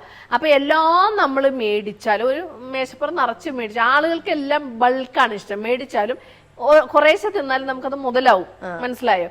എന്നിട്ട് എല്ലാം നല്ലതല്ലെങ്കിൽ നമ്മൾ നല്ലതല്ല എന്ന് പറയും. പ്രത്യേകിച്ച് ഈ കോഴിക്കോട് ഭാഗത്തൊക്കെ പോയാൽ നമുക്ക് അറിയാലോ, എല്ലാ ഫുഡും നല്ലതായിരിക്കും. തലശ്ശേരി കോഴിക്കോട് മലബാർ എല്ലാം ഫുഡ് നല്ലതാണ്. അപ്പൊ ആളുകളുടെ വിചാരം എന്താണെന്നറിയാം, അതിന്റെ കമന്റ് ഒക്കെ കാണുമ്പോൾ ശരിക്കും നമുക്ക്, നിങ്ങൾക്ക് ഒരു പണി എടുക്കാതെ ചക്കാത്തിന് തിന്ന് ഈ പെട്രോളും അടിച്ച് നമ്മൾ 2-3 പേര് പോയി ഇതിന് കാശും കൊടുത്തിരുന്ന് ചെയ്ത് റിവ്യൂ ചെയ്ത് എഡിറ്റ് ചെയ്ത് ഇടുമ്പോഴാണ് എന്നുള്ളത്. അപ്പൊ ആ ഒരു എഫേർട്ടൊന്നും ഒരാളും അറിയുന്നില്ല. ഞാനൊരു കാര്യം ചെയ്യട്ടെ, അപ്പൊ ചേച്ചി ഫുഡ് റിവ്യൂ ആയിട്ട് ഇങ്ങനെ പോകുമ്പോഴേ വയറിന് പണി കിട്ടാറൊന്നുമില്ല. എനിക്കിങ്ങനെ ഫുഡ് കഴിക്കാൻ, പുറത്തുനിന്ന് അങ്ങനെ കഴിക്കാൻ ചെറിയൊരു പേടിയുള്ള കൂട്ടത്തിൽ. അതുകൊണ്ട് ചോദിക്കാം, അതെന്താണെന്നറിയാം. അതിൽ വ്യത്യാസം എന്ന് പറഞ്ഞാൽ, ആനിയമ്മ ഇവിടെ സ്വന്തം കൃഷിയിടത്തിൽ ഉണ്ടാക്കിയ സാധനങ്ങൾ വീട്ടിൽ തന്നെ വെച്ച് പരമാവധി നിങ്ങൾ കഴിക്കുന്നു. ഞങ്ങളെന്ന് പറഞ്ഞിട്ടുണ്ടെങ്കിൽ ഞങ്ങളും അതാണ്, പരമാവധി വീട്ടിൽ നിന്നാണ് കഴിക്കുന്നത്, പരമാവധി ഹോട്ടലിൽ നിന്ന് കഴിക്കാറില്ല. എനിക്കെന്ന് പറഞ്ഞിട്ടുണ്ടെങ്കിൽ ഞാൻ എന്താ പറയുക, തിരിച്ചു കടിക്കാത്തത് എന്തും കഴിക്കുന്ന ഒരു സാധനമാണ്. പിന്നെ വയറിന് എനിക്ക് അങ്ങനെ, ഇപ്പൊ വീട്ടിലിപ്പോ ഞാൻ ഉള്ള കാര്യം പറയട്ടെ, നമ്മളിപ്പോ ഒരു സാമ്പാറൊക്കെ വെച്ചു, അല്ലെങ്കിൽ മീൻകറി ഇറച്ചിക്കറിയൊക്കെ വെച്ചു, പിറ്റേ ദിവസത്തേക്ക് നമ്മളത് ഉപയോഗിക്കും. 3-ാമത്തെ ദിവസത്തേക്ക് സാമ്പാറൊക്കെ വളിക്കും അല്ലെ, ഫ്രിഡ്ജിലാണെങ്കിൽ ചെറിയൊരു. അപ്പൊ ഞാൻ എന്ത് പറയുന്നത്, നമ്മൾ ഈ സാമ്പാറിലിടുന്ന കഷ്ണങ്ങൾ, പരിപ്പിന്റെ വില, ഉണ്ടാക്കിയ ഗീതേച്ചിയുടെ മെനക്കേട് എല്ലാം നോക്കിയിട്ട് ഞാൻ പറയും, എനിക്ക് വളിച്ച സാമ്പാറാണെങ്കിലും കുഴപ്പമില്ല. അപ്പൊ വീട്ടിലുണ്ടാക്കുന്ന, ശരിക്കും എന്റെ മോള് താരു എന്നോട് പറയണ, ഈ വീട്ടിലെ വേസ്റ്റ് ബോക്സ് അമ്മയാണ്. അതുപോലെ ഇവര് ഈ എല്ലാരും കഴിച്ചതിന് ശേഷമല്ലേ നമ്മൾ കഴിക്കുന്നത്. എല്ലാരും ഈ പാത്രത്തിൽ വെജിറ്റബിളും അതും ഇതും വേണ്ടാതൊക്കെ ഇങ്ങനെ ഒളിച്ചു വെക്കും, സിത്താര ഇങ്ങനെ തള്ളി വെക്കും. അപ്പൊ എല്ലാം നമുക്കൊന്നും അമ്മമാർക്ക് കളയാൻ തോന്നത്തില്ല. അപ്പൊ എന്ത് കഴിച്ചാലും കുഴപ്പമില്ലാത്തൊരു പരിപാടിയായി. പിന്നെ ഞാൻ പറഞ്ഞല്ലോ, ഞാൻ കുറച്ച് ഡിഫറെന്റ് ആട്ടോ. എനിക്ക് ഇഷ്ടമുള്ള സാധനം മാത്രമേ ഞാൻ കഴിക്കാറുള്ളൂ. ഞാൻ അങ്ങനെയല്ല, എനിക്ക് തോന്നുന്നു കളയുന്ന ഭയങ്കര. എനിക്ക് അങ്ങനെ വലിയ വലിയ സാധനങ്ങളൊന്നും വേണ്ട. കുറച്ച് ചോറ്, കുറച്ച് മീന്, അത് മീനാണ് എനിക്കും. അങ്ങനത്തെ സാധനങ്ങൾ. പിന്നെ അല്ലാതെ ഇങ്ങനെ പോത്തോ പന്നി അങ്ങനത്തെ സാധനങ്ങളൊക്കെ ആണെങ്കിലും വലിയ ഇഷ്ടമില്ല അല്ലെ. എനിക്ക് മീനാണ്. നമ്മള് പിന്നെ ജീവിക്കാൻ പറ്റും. എനിക്കും പറ്റില്ല. പക്ഷെ നിങ്ങൾക്ക് ഇവിടെ മീൻ കിട്ടില്ലേ? ഞങ്ങൾക്ക് ഇവിടെ കിട്ടത്തില്ല. ആ ഉണക്ക മീന് കിട്ടുന്ന, ആ പണ്ടെങ്ങാനും ഒരു ഉണക്കമീൻ ഉണ്ടാക്കുന്ന ഒരു വീഡിയോ വന്നില്ലേ, ഒത്തിരി പേരുടെ ഫേവറേറ്റാ. പക്ഷെ അത് ഉണക്കമീൻ നല്ലത് കിട്ടുന്നില്ല. നല്ല ഉണക്കസ്രാവ് നല്ലത് ഞാൻ തിങ്കളാഴ്ച വൈകുന്നേരം മാത്രം വരും. അത് തന്നെ ഞാൻ പോയിട്ട് നല്ല ഞാൻ എന്നാ ചെയ്തതെന്നറിയോ, ലക്ഷദ്വീപിൽ നിന്ന് കൊണ്ടുവന്നു. ഒരു വർഷത്തേക്കായിട്ടുള്ള. അതെന്ന് പറഞ്ഞാൽ അവര് എന്താ പറയാ, പിടിച്ചോണ്ട് വരുന്നു, ഉപ്പുവെള്ളത്തിൽ കഴുകുന്നു, അവിടെ ഇട്ട് ഉണക്കുന്നു. അതിലൊന്നുമില്ല. എനിക്ക് അതേപോലെ ലക്ഷദ്വീപിൽ നിന്ന് മറ്റേ ഒരു ചേച്ചി ഇവിടെ കൊണ്ടു തന്നായിരുന്നു. ഇടിയർച്ചൽ അത് നീ ചെയ്ത് ഞാൻ കണ്ടല്ലോ വീഡിയോ ചെയ്തത്. പക്ഷെ നമുക്ക് നീ എങ്ങനെ ഇടിച്ചു പറിച്ചത്? എനിക്ക് മറ്റേ വെള്ളത്തിലിട്ടോ? ഇല്ലില്ല, ഞാനത് ചീക്കി എടുക്കുക. എനിക്ക് ഒരു മെഷീൻ ഉണ്ട്, അതിലിട്ട് കറക്കി. അത് ശരിക്കും അവരുടെ ഏറ്റവും ട്രഡീഷണൽ ആയിട്ടുള്ള സാധനം. കാരണം അവര് ശരിക്കും ഉണ്ടാക്കുന്നത് അത് വീഡിയോ ഞാൻ ചെയ്തത്. ഞങ്ങൾ 2 പ്രാവശ്യം പോയല്ലോ. അതായത് ഈ ചൂരനെ, കിൻഡൽ ചൂരയൊക്കെ, ചൂര നമ്മുടെ വെള്ള ചൂര ആണോ? എടാ ഈ ചൂര തന്നെ എനിക്ക് തോന്നുന്നത് യെല്ലോ ഫിൻ, ബ്ലൂ ഫിൻ, അങ്ങനെ കുറെ ഉണ്ട്. ഇവര് ചൂര മാത്രമേ ഉണക്കുള്ളൂ. ഇവര് മൊത്തമായിട്ട് ഇങ്ങനെ പിടിച്ചോണ്ട് പോകുന്നത്. അതൊക്കെ ഒന്ന് കാണണം. പിടിച്ചോണ്ട് വന്ന് അവര് ക്ലീൻ ചെയ്തിട്ട് ഇത് എന്നെ ഒന്ന് കൊണ്ടിടുവായിരുന്നു മീൻ തിന്ന് നീ വരുന്നോ ഞാൻ ദേ ഇനി 3ാമത്തെ ട്രിപ്പ് പോവുകയാണ് കേട്ടോ. ഓ എടാ 10 11 ഇല്ല എന്റെ അനിയമ്മ നീ എന്ത് വന്നാലും പോണം. എനിക്ക് മീനെന്ന് പറഞ്ഞ ഭ്രാന്താ. അയ്യോ പക്ഷെ നമുക്കൊന്നും മീൻ കിട്ടും. ഇവർക്കെന്ന് പറഞ്ഞാൽ ഇവര് ഐസ് എന്ന് പറഞ്ഞ സാധനം അവര് തൊടത്തില്ല. ഇങ്ങനെ പിടിക്കുന്നു. അത് ഈ 100 150 കിലോ ഉള്ള സാധനം ഇങ്ങനെ വെച്ചേക്ക 50 രൂപ 40 രൂപയ്ക്കൊക്കെയാണ് നമ്മളൊരു 400 രൂപ 500 രൂപയ്ക്ക് മേടിക്കുന്ന സാധനം. വായില് കറി വെച്ച് വായിൽ വെക്കുമ്പോ ഉണക്കമീൻ നിങ്ങൾക്ക് ആ പ്രശ്നമില്ല, ഉണക്കമീൻ തിരുന്ന പോലെയാണ്. ഇത് എന്നിട്ട് ഇവര് മൊത്തം പുഴുങ്ങുപ്പും ഒക്കെ ഇട്ടിട്ട് പുഴുങ്ങിയതിന് ശേഷം ഇവര് പുകയ്ക്കും. ഒരു ദിവസം മൊത്തം പുഴുങ്ങും. അതിനുശേഷം ഇല്ല അങ്ങനെയല്ല, ആ പുകയല്ല, നമ്മുടെ ഇതില്ലേ ചകിരിയില്ലേ അത് വെച്ചിട്ട് അത് ഉണക്കുന്ന പോലെയൊക്കെ വെള്ളമൊക്കെ വാർന്നു കളയും. എന്നിട്ട് അതിന് ശേഷം കടലിന്റെ തീരത്ത് മൊത്തം ഇങ്ങനെ നെറ്റ് അടിച്ചേക്ക നല്ല ഉയരത്തില്. അവിടെ പിന്നെ ഈ മൃഗങ്ങളൊന്നും ഇല്ലല്ലോ, പട്ടിയില്ല പൂച്ചയില്ല അങ്ങനത്തെ സാധനങ്ങളൊന്നുമില്ല. കാക്കയുണ്ടാണോ എനിക്ക് ഓർമ്മയില്ല, ഒന്നുമില്ല. എന്നിട്ട് അതിങ്ങനെ ഇട്ട് ദിവസങ്ങളോളം ഉണക്കിയിട്ട് നമ്മുടെ വിറകില്ലേ ശരിക്കും വിറകുള്ളി മാതിരി അതാ പറഞ്ഞത്, അതും കൊണ്ട് ഇനി അവര് ഉണ്ടാക്കാത്ത പലഹാരങ്ങളൊന്നുമില്ല. അപ്പൊ ശരിക്കും അവര് എന്താ പറയാ, നമ്മുടെ കാരണവന്മാരെങ്ങനെയാണ് ജീവിച്ചിരുന്നത് പണ്ട്? ഒരു 3 മാസത്തിന് എപ്പോഴും ഞാൻ പറയല്ലോ ചക്കയും മാങ്ങയും 3 മാസം മാങ്ങയും 6 മാസം 3 മാസം ചക്കയും മാങ്ങയും 6 മാസം അങ്ങനെ ഇങ്ങനെ 6 മാസം. അല്ല ഞാൻ 4 ആയിട്ട് പറയും. ചക്കയും മാങ്ങയും 3 മാസം, ചേനയും ചേമ്പും 3 മാസം, താളും തകരയും 3 മാസം. അത് കർക്കിടക മാസത്തിലാണല്ലോ. അങ്ങനെ ഇങ്ങനെയും 3 മാസം. അങ്ങനെ ഞങ്ങൾ 4 ആയിട്ട് പറയും. അപ്പൊ അതാണ് പറഞ്ഞത്. അപ്പൊ ആ പ്രിസർവിങ് ആണ്. അപ്പൊ അനിയമ്മയുടെ ഏറ്റവും കൂടുതൽ അനിയമ്മ പ്രിസർവ് ചെയ്യുന്ന എന്തൊക്കെയാണ്? മാങ്ങാത്തര എല്ലാ സാധനവും. ഇപ്രാവശ്യം നാളെ എന്റെ അങ്ങാടിക്കടയിൽ എന്തൊക്കെയുണ്ടെന്ന് പറഞ്ഞാൽ കുറെ എണ്ണം വാരി പിടിച്ച് ഞാനൊരു പ്രിസർവ് ചെയ്ത സാധനങ്ങൾ മാത്രം വെച്ചിട്ട് ഒരു വീഡിയോ ചെയ്ത് അത് കണ്ട് ഒരു സദ്യ ഉണ്ടാക്കി അല്ലെ. പിന്നെ മഴക്കാലത്തേക്ക് ആവശ്യമുള്ളതൊക്കെ മാങ്ങ ഉണങ്ങിയത്, ചക്ക ഉണങ്ങിയത്, കപ്പ എല്ലാ കാര്യങ്ങളൊക്കെ തന്നെ. ഇതൊക്കെ എങ്ങനെയാണ് സ്റ്റോർ ചെയ്യണത്? അത് നല്ല ഇഷ്ടംപോലെ ഭരണിയുണ്ട്, ഭരണികളൊക്കെ ഉണ്ട്. പിന്നെ ഉപ്പുമാങ്ങ, നെല്ലിക്ക, എല്ലാ സാധനവും പിന്നെ വടകം പോലത്തെ സാധനങ്ങൾ ഉണ്ടാക്കി വെച്ച ചുണ്ടങ്ങിയൊക്കെ ഇല്ലേ, ഭയങ്കര ഹെൽത്തി ആയിട്ടുള്ള സാധനങ്ങൾ. പക്ഷെ ആരും ഉണ്ടാക്കാറൊന്നുമില്ലല്ലോ. അതുപോലെ ഒരു കാര്യം പറയാൻ വിട്ടുപോയി, കാന്താരിപ്പൊടി അടുത്ത മാസ്റ്റർ പീസാണ്. കാന്താരിയുടെ ബ്രാൻഡ് അംബാസിഡർ അന്നമ്മയാണെങ്കിലും കാന്താരി വിറ്റ് അത് മറ്റുള്ളവരിലേക്ക് എത്തിച്ച് ഭയങ്കര ടാസ്കാ ആണ് അല്ലേ. അതായത് വയനാട്ടിലൊക്കെ പോയിട്ട് നമ്മൾ കളക്ട് ചെയ്യണം. നല്ല സാധനം അവിടെ നിന്നല്ലേ കിട്ടത്തുള്ളൂ. കാട്ടിൽ നിന്ന് പറിച്ച് ഇങ്ങനെ ഇവര് കൊണ്ടുതരുമല്ലോ. അപ്പൊ അങ്ങനത്തത് അവർക്കും അതൊരു വരുമാന മാർഗമാണ് അല്ലേ. കളക്ട് ചെയ്ത് ഭയങ്കര റേറ്റും കേട്ടോ. കളക്ട് ചെയ്ത് നമ്മൾ കൊണ്ടുവന്നിട്ട് അതായത് 8 കിലോ കാന്താരി വാട്ടി ഉണങ്ങി പുഴുങ്ങി എടുക്കുവാണ് ചെയ്യുന്നത്. പുഴുങ്ങൂല, ഞാൻ ആ വീഡിയോ കണ്ടിട്ടില്ല. ചെയ്യാന്ന് പറയത്തില്ല, നമ്മൾ ജസ്റ്റ് നമ്മൾ ഇട്ടിട്ട് അപ്പൊ തന്നെ എടുത്തു, ജസ്റ്റ് ഒന്ന് കളർ വന്നു. അങ്ങനെ ആവുമ്പോ ഇത് കുറെ കാലം ലാസ്റ്റ് ചെയ്യും. എന്നിട്ട് പിന്നെ ഉണക്കും. എന്നിട്ട് ഉപ്പില്ലേ? ഉപ്പില്ലാതെ ഒരു സാധനമില്ല. അല്ല ഉപ്പുണ്ടെങ്കിൽ നമ്മള് മറ്റേത് ഉണക്കുന്ന പോലെ നമ്മുടെ മുളക് കൊണ്ടാട്ടം ഉണക്കുന്ന പോലെ അത് വേണ്ടല്ലോ. ഇത് നമുക്ക് പൊടിയായിട്ട് കറിയിൽ യൂസ് ചെയ്യാം. നമ്മള് തോരൻ വെക്കുന്നതിനകത്ത് ഇടാം. മറ്റേ നമ്മള് ചക്കപ്പുഴുക്കോ കപ്പപ്പുഴുക്കോ എന്ത് പുഴുക്കുണ്ടായി പിന്നെ തേങ്ങ അരക്കുന്ന എല്ലാ കറിയിലും നമ്മൾ കാന്താരി ഇടുന്നതിന് വരെ കാന്താരിപ്പൊടി. അതായത് കാന്താരി കിട്ടാത്ത ഒരു സമയത്ത് എല്ലായിടത്തിനകത്തും കാന്താരി വിദേശത്തേക്കൊക്കെ കൊണ്ടുപോകുന്നവർക്ക്. പിന്നെ ഈ മത്തി പൊരിക്കാൻ കാന്താരിപ്പൊടി അടിപൊളിയല്ലേ, ചിക്കൻ പൊരിക്കാൻ അടിപൊളിയാ. പക്ഷെ കറി വെക്കുമ്പോൾ പറ്റത്തില്ല, കാരണം കളർ ഉണ്ടാവത്തില്ലല്ലോ. കളർ ഇല്ലാത്തതുകൊണ്ട് എല്ലാത്തിനും ഉപയോഗിക്കാം കാന്താരിപ്പൊടി. സൂപ്പറാ. അപ്പൊ ഇപ്പൊ ശരിക്കും എത്ര ഐറ്റംസ് ആയി മൊത്തം? സീസണൽ അല്ലാത്ത സാധനങ്ങൾ ഫസ്റ്റ് നമ്മുടെ എ ബി സി ഇടിയിറച്ചി, കാന്താരിപ്പൊടി, പിന്നെ 3 പിക്കിളെ ഞാൻ ഉണ്ടാക്കാറുള്ളൂ. ബീഫ്, പച്ചമീനും ഉണക്കസ്രാവും. പിന്നെ ഇത് 6 ഐറ്റം അല്ലെ. പിന്നെ ചമ്മന്തിപ്പൊടി ഉണ്ട്. പിന്നെ സീസണിലല്ലാതെ തിരകൾ വിൽക്കുന്നുണ്ട്. മാങ്ങാത്തിരകളൊന്നും വിൽക്കാൻ കിട്ടുമല്ലോ ചേച്ചി. 4-5 പായ ഉണ്ടാക്കിയാൽ ഇച്ചിരിയല്ലേ കിട്ടുള്ളൂ. അതായത് 10 കിലോ മാങ്ങ ഒക്കെ നമ്മള് ഉണക്കിയാല് 1 കിലോ കിട്ടത്തില്ല. അതിരുന്ന് തിരുമ്പുന്ന കണ്ടപ്പോ ഞാൻ വിചാരിച്ചു ഈ കൊച്ചിന് വേറെ പണിയൊന്നുമില്ല. പക്ഷെ അതൊക്കെ അതൊന്ന് 2 വർഷം ഇരുന്നാലും ഒന്നും ആവൂല. ഇതൊക്കെ ഒരു ആവേശം അല്ലേ. അതൊക്കെ വല്യമ്മയുടെ പരിപാടികൾ. ഇനി വേറൊരു കാതലായിട്ടുള്ള ഒരു ക്വസ്റ്റ്യൻ ചോദിക്കട്ടെ. അത് ആനിയമ്മയുടെ ചാനലിൽ പറഞ്ഞിട്ടുണ്ടായിരുന്നു. എൻ്റെ ചാനലിനെ കൂടെ ആനിയമ്മേനെ ശരിക്കും കുടുംബത്തിലാണെങ്കിലും ചാനലിൻ്റെ കാര്യത്തിലും 100%. ഇപ്പം അപ്പച്ചൻ്റെ അമ്മയുടെയും കൂടെയാണല്ലോ, ചേട്ടായിയും ഉണ്ട്, മക്കളും ഉണ്ട്, ഫ്രണ്ട്സ് ഉണ്ട്. ഏറ്റവും കൂടുതൽ ആനിയമ്മയുടെ ബാക്ക് ബോൺ എന്ന് പറയുന്ന ആരാ? ഇത് എഡിറ്റ് ചെയ്യാൻ സർവ്വപണി, എനിക്ക് ഇത് ചെയ്തേച്ചങ്ങ് കൊടുത്തേച്ചാ മതി.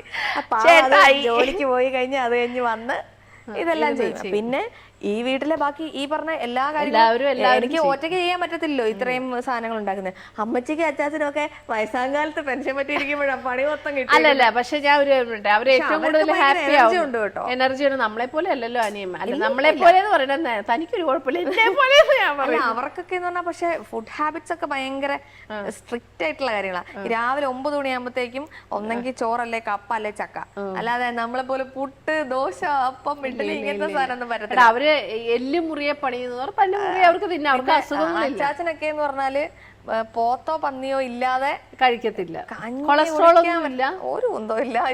അച്ചാച്ചൻ ഇരിക്കുന്നത് കണ്ടില്ലേ ഇങ്ങനെ. ഇച്ചിരി BP ഉണ്ട് അമ്മച്ചിക്കും, ഇച്ചിരി BP ഉണ്ട്. പിന്നെ അമ്മച്ചി ഓൾറെഡി വാദം ഉള്ള ആളായതുകൊണ്ടുള്ള കുറച്ച് ഈ നീര് വെക്കുക അങ്ങനത്തെ കാര്യങ്ങളൊക്കെ ഉണ്ട്. എന്നാലും പണി അതുപോലെ ചെയ്യും. എന്റെ ജീവിതത്തിൽ എനിക്ക് ഒറ്റ റോൾ മോഡലുള്ള എന്റെ സ്വന്തം തന്തപ്പടി മത്തായി കുഞ്ഞ്. അത് കഴിഞ്ഞ് ഞാൻ റെസ്പെക്ട് ചെയ്യുന്ന അതാ പറഞ്ഞ പെൺമക്കൾക്ക് എപ്പോഴും സിത്താരനെ എന്തോരം കൊഞ്ചിട്ട് ഒരു കാര്യമില്ല, അവൾ അപ്പം കുട്ടിയായിരുന്നേ. എല്ലാ വീട്ടിലും അത് കാണുമ്പോ നമുക്ക് ഭയങ്കര സന്തോഷം. അപ്പന്റെ മോള, അതെ അതെ. അപ്പൊ ഇത്രയൊക്കെ ആയി. നല്ല ക്രിയേറ്റർ ആണ്, ഇപ്പൊ ബിസിനസ് നല്ല എന്റർപ്രണർ ആവുന്നു, ഒത്തിരി കാര്യങ്ങൾ ചെയ്യുന്നു. ഇനി 2 ചോദ്യമുള്ളത്. ജീവിതത്തിൽ ഇനി എന്തൊക്കെ അച്ചീവ് ചെയ്യണമെന്നാണ് അനിയമ്മ ആഗ്രഹിക്കുന്നത്? ക്രിയേറ്റർ എന്നുള്ള രീതിയിൽ എന്തൊക്കെ അച്ചീവ് ചെയ്യണമെന്നാണ്, ഒരു എന്റർപ്രണർ എന്ന രീതിയിൽ എന്തൊക്കെ അച്ചീവ് ചെയ്യണമെന്നാണ് ആലോചിക്കുന്നത്? 3 എണ്ണത്തിന് ഉത്തരം പറ. ക്രിയേറ്റർ എന്ന് പറഞ്ഞാൽ അത്യാവശ്യം മില്യൺ അടിക്കണം എന്ന് എല്ലാവരെയും പോലെ എനിക്ക് മില്യൺ അടിക്കാൻ അതൊക്കെ തന്നെ എന്റെ ആഗ്രഹം. അല്ലാതെ അങ്ങനെ ഭയങ്കര വലിയ ആഗ്രഹം.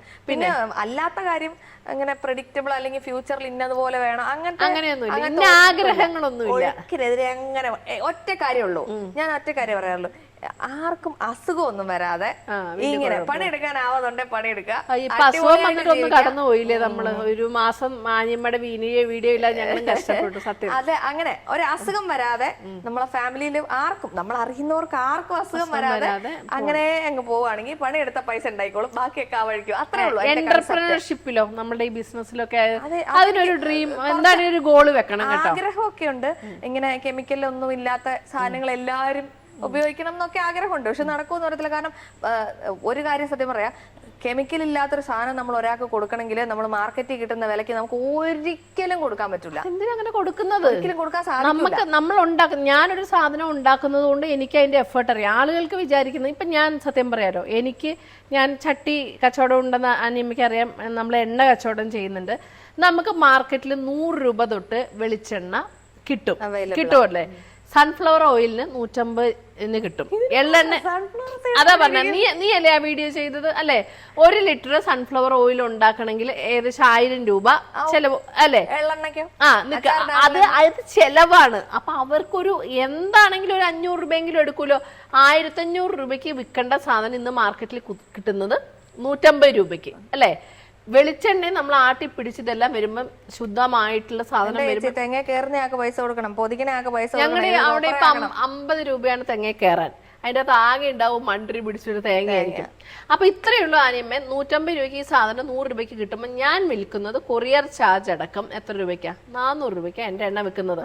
ഞാൻ പറഞ്ഞു നല്ല എണ്ണ എന്ന് പറഞ്ഞിട്ടുണ്ടെങ്കിൽ ഇപ്പൊ നമ്മള് സത്യത്തിൽ നമ്മള് വീട്ടില് തേങ്ങ ഇട്ടിട്ട് കൊപ്ര ഉണക്കി ആട്ടി മില്ലി കൊടുത്തു എന്ന് വിചാരിച്ചോ, എന്നാലും നമുക്ക് നല്ല എണ്ണ കിട്ടുന്നില്ല. കേരളത്തിലെ അല്ല, ഇന്ത്യയിലെ തന്നെ ഏകദേശം 80% മില്ലിലും ഇവര് നമ്മൾ ആട്ടി വരുമ്പോ ആ മായം സാധനം അതായത് കിലോയ്ക്ക് ലിറ്ററിന് വെറും 10 രൂപയുള്ള സാധനമാണ് ഇവർ ഈ എണ്ണയിൽ 80% ചേർക്കുന്നത്. വെളിച്ചെണ്ണയില്, എള്ളെണ്ണയില്, തവിടെണ്ണയില്, സൺഫ്ലവറിൽ. കുഴപ്പമില്ലാത്ത ഏത് ഉള്ളൂന്നറിയോ? നമ്മുടെ ഒലിവ് ഓയില് കിലോയ്ക്ക് എന്താ വില? 2000-3000 രൂപയല്ലേ? അവരത് മേടിക്കുന്നുണ്ട്. അപ്പൊ നമ്മൾ എന്ത് ചെയ്യുന്നു? അപ്പൊ എനിക്കറിയാം മായില്ലാത്ത ഒരു സാധനം ഉണ്ടാക്കി കൊറിയർ ചാർജ് കൊടുക്കാൻ ഇത്രയും രൂപ വേണം. പക്ഷെ ഒരു തവണ ചേച്ചി ഇപ്പൊ എണ്ണ കൊടുക്കുന്നതായോണ്ട് ഞാൻ പറയാം, നമ്മള് വീട്ടിൽ എണ്ണ ആട്ടിച്ചാല് അതിന് മാത്രം ഭയങ്കര സ്മെല്ലൊന്നും ഉണ്ടാവില്ല. ആ സമയത്ത് നമ്മളിപ്പോ ഒരു മില്ലിന്റെ അടുത്ത് കൂടെ, അപ്പൊ എനിക്ക് അനുഭവമുണ്ടാ, നല്ല ഒരു മില്ലിന്റെ അടുത്ത് കൂടെ ഇങ്ങനെ പോകുമ്പോ, വേറെ കുറെ മില്ലൊക്കെ ഉണ്ട്, അവിടെ ഒന്നും അത്രയും ഒരു മില്ലിന്റെ അടുത്ത് കൂടെ പോകുമ്പോ ഭയങ്കര സ്മെല്ലാണേ. അതായത് ആ സ്മെല്ല് കണ്ട ആരായാലും അവിടെ കയറിയിട്ട് എണ്ണ മേടിക്കാതെ പോകില്ല, അത്ര നല്ല സ്മെല്ല. ആക്ച്വലി അതിന്റെ ഉള്ളില് എസൻസ് ചേർക്കുന്നോണ്ടാണ് ആ ഒരു സ്മെല്ല് വരുന്നത്. എസൻസ് മാത്രമല്ലല്ലോ ഈ കൊപ്ര ഉണക്കുന്നത്, സൾഫർ ഇട്ട്. ഈ സൾഫർ ഉണ്ടല്ലോ, നമ്മൾ റബ്ബർ ബാൻഡ് ആണല്ലോ എന്റെ ബിസിനസ് 20-25 വർഷമായിട്ട് നമ്മൾ ചെയ്യുന്നത് റബ്ബർ ബാൻഡ് മാനുഫാക്ചറിംഗ് യൂണിറ്റ്. അതിനകത്ത് മെയിൻ ആയിട്ട് നമ്മൾ ഉപയോഗിക്കുന്ന സാധനമാണ് ഈ സൾഫർ. അത് കൈ കൊണ്ട് തൊടുവാൻ പോലും നമ്മൾ അങ്ങനെ ഉപയോഗിക്കാത്ത സാധനമാണ് ഈ കൊപ്ര ഉണക്കാൻ. അത് ഉണക്കി വരുമ്പോ ചേർക്കുന്നതോ ഈ 80%. അപ്പൊ എന്റെ പറമ്പിലുള്ള തേങ്ങ ഞാൻ ആട്ടുന്നതിന് എനിക്ക് ഇത്രയും എഫേർട്ട് ആണെങ്കിൽ ഈ സാധനങ്ങളൊക്കെ അടുക്കി പറക്കി കെമിക്കൽ ഇല്ലാതെ പാക്ക് ചെയ്ത് സേഫ് ആയിട്ട് മറ്റുള്ളവരിലേക്ക് എത്തിക്കുമ്പോൾ സ്വാഭാവികമായിട്ടും അത് എനിക്ക് മനസ്സിലാവും, വാങ്ങുന്നവർക്കും അത് മനസ്സിലാവുന്നതുകൊണ്ടാണ്. കുറെ ആൾക്കാർക്ക് ലോകം തിരിഞ്ഞു വരുന്നുണ്ട്, മറ്റേ തിരിയേണ്ടവർക്ക് തിരിയല്ലാത്ത നട്ട തിരിയും. അതെ അതെ, അത്രേ ഉള്ളൂ. അപ്പൊ ആനിയമ്മയുടെ പ്രോഡക്റ്റ് ഒരു തവണ മേടിച്ചാൽ വീണ്ടും വീണ്ടും മേടിക്കും എന്നുള്ളൊരു കോൺഫിഡൻസ് ഉള്ളത് കൊണ്ടാണ് നമ്മൾ മുന്നോട്ട് പോകുന്നത്. ആൾക്കാർക്ക് ഇതിൽ വേറൊരു വിഷയം കൂടെ ഉണ്ട് ചേച്ചി. ഈ നമ്മൾ ഈ ഭയങ്കര ടേസ്റ്റ് എൻഹാൻസേഴ്സ് ചേർത്തിട്ടുള്ള സാധനങ്ങൾ കഴിച്ച് നമ്മൾ ഈ ട്രഡീഷണലി ചെയ്യുന്ന സാധനങ്ങളോട് ഈ ഇപ്പത്തെ ജനറേഷന് വലിയ താല്പര്യമൊന്നുമില്ല. അല്ല, ഞാൻ സത്യസന്ധമായിട്ട് പറയാം, ട്രഡീഷണലി ഉണ്ടാക്കുന്ന സാധനങ്ങൾക്ക് ഒരിക്കലും ഈ അജിനോമോട്ടോ പോലത്തെ സാധനങ്ങൾ ആഡ് ചെയ്തിട്ടുള്ള ഇതിന്റെ അത്രയും ടേസ്റ്റ് ഉണ്ടാവില്ല. നമ്മൾ എങ്ങനെ തലകുത്തി ഉണ്ടാക്കിയാലും ഉണ്ടാവില്ല. പക്ഷെ പഴയ സാധനം തിന്ന് ശീലമുള്ളവർക്ക്. അല്ല, ഞാൻ ഒരു കാര്യം ചോദിച്ചോട്ടെ, നമ്മുടെ മക്കളെ രുചി പഠിപ്പിക്കുന്ന ആരാ ആനിയമ്മേ? നമ്മളല്ലേ പഠിപ്പിക്കുന്നത്? ബിസ്ക്കറ്റും അതാണ്, നമ്മൾ നല്ല സാധനങ്ങൾ കൊടുത്ത് നമ്മൾ. അല്ലാതെ ഇവര് ജനിക്കുമ്പോ ആകെ കുടിക്കുന്നത് ഏറ്റവും ശുദ്ധമായിട്ടുള്ള മുലപ്പാലാണ് അല്ലേ? അതിൽ നിന്നും മാറി ഓരോ സാധനങ്ങൾ എന്താണോ ശീലിക്കുന്നതല്ലേ പാടുള്ളൂ. എന്തുകൊണ്ട് നമ്മൾ ആ ഒരു സംസ്കാരത്തിലേക്ക് പോകുന്നു? അപ്പൊ എന്താണെങ്കിലും നമ്മളിങ്ങനെ പറഞ്ഞാ തീരൂല കഥ. അല്ല, സത്യത്തിൽ നമ്മൾ ഇന്ന് കണ്ടത് കാണുന്നേ. പക്ഷേ ഇങ്ങനെ ഫോൺ വിളിച്ച് വർത്താനം ശരിക്കും നമ്മൾ ഇന്ന് ആദ്യമായിട്ടാണ് കാണുന്നത്. നമ്മളൊരു വീഡിയോ കോള് പോലും കണ്ടിട്ടില്ലേ? പിന്നെ എങ്ങനെ എനിക്ക് ഇത്രയും ഇങ്ങനെ ഡെയിലി ചേച്ചിന്റെ വീഡിയോ കാണുന്നല്ലേ? അല്ല, സത്യമായിട്ട് ഞാൻ ഇത്രയും നേരം ഞങ്ങളൊരു 5 മണിക്ക് വന്നു. ഇപ്പൊ സമയം ഏകദേശം 8 മണി ആവാറായിട്ടോ. ഇതെന്റെ വീടല്ലാന്ന് എനിക്ക് തോന്നിയിട്ടില്ല. ആനിമ ഇവിടെ ഉണ്ടായിരുന്നില്ല. ഞാൻ ഇവിടെ വന്ന് അടുക്കളയിലൊക്കെ കയറി അത്യാവശ്യം സാധനങ്ങളൊക്കെ എടുത്ത് തന്നിട്ടാണ് ആനിമ വന്നത്. ഞങ്ങൾ ആദ്യമായിട്ടാണ് കാണുന്നത് എന്നുള്ള കാര്യമാണ്. ആളുടെ ഹസ്ബൻഡ് എന്നെ ഒത്തിരി സഹായിക്കും കേട്ടോ, ഫേസ്ബുക്കിലും ഒക്കെയുള്ള ഒത്തിരി സംശയങ്ങള്. അതുകൊണ്ടല്ലേ ഞാനിങ്ങനെ ഒത്തിരി സഹായിക്കും. പിന്നെ ഞാൻ പറഞ്ഞില്ല, എന്ത് റെസിപ്പിയിൽ ആനിയമ്മ ഉണ്ടാക്കിയ ഒരുപാട് റെസിപ്പീസ് ഞാൻ ചെയ്യാറുണ്ട്. ഒത്തിരി ഞാൻ പരീക്ഷിക്കാറുണ്ട്. അപ്പൊ എനിക്കത് സെറ്റായില്ലെങ്കിൽ നേരെ വിളിച്ച് ചോദിക്കും. അപ്പൊ ഞാൻ അതുപോലെ ചോദിക്കണം എന്ന് വിചാരിച്ചൊരു കാര്യം, ഈ കോഴിയും കുമ്പളങ്ങയും കൂടെ കറി വെക്കൂലേ, തിന്നാൻ കൊള്ളാവോ? എന്റെ ചോര തിളയ്ക്കും. ഞങ്ങളുടെ പാലക്കാടുകാട് ഏറ്റവും നല്ല എന്താ പറയാ, ഞങ്ങളുടെ ഒരു വികാരമാണ് സത്യം. അതിന് ഞാൻ വേറൊരു കാര്യം പറയാം. അതിൻ്റെ അകത്തൊരു കഥയുണ്ട്. ഈ പാലക്കാട് എന്ന് പറഞ്ഞിട്ടുണ്ടെങ്കിൽ ഒരുപാട് എന്താ പറയാ കാശുള്ള ഭൂപ്രഭുക്കന്മാരും ഉണ്ട്. അവരെക്കാൾ കൂടുതൽ പണിയെടുക്കുന്ന സാധാരണ ആളുകളാണ് ഉള്ളത്. അപ്പൊ ഒരു കോഴിയൊക്കെയാണ്, നാടൻ കോഴിയാണ് പണ്ടൊക്കെ വെക്കുക. ഒരു വീട്ടിൽ 10-15 പേരുണ്ട്. അപ്പൊ ഇതെല്ലാവർക്കും എത്തിക്കണല്ലോ. ആ ഒരു സാധനം, അതായത് ഒരു 1/2 കിലോ കോഴിയാണെങ്കിൽ ഒരു വലിയൊരെടുക്കാത്ത കുമ്പളങ്ങയാണ് എടുക്കുക. പിന്നെ അങ്ങനെയാണ് ഈ ഒരു സിസ്റ്റം വന്നത്. പിന്നെന്ന് പറഞ്ഞിട്ടുണ്ടെങ്കിൽ കല്യാണ തലേന്നാണ് ഈ സാധനം ഉണ്ടാക്കുക. പിന്നെ ശ്രാദ്ധമില്ലേ, മരിച്ചിട്ട് നമ്മളൊക്കെ അതിനാണ് ഇത് ഉണ്ടാക്കുക.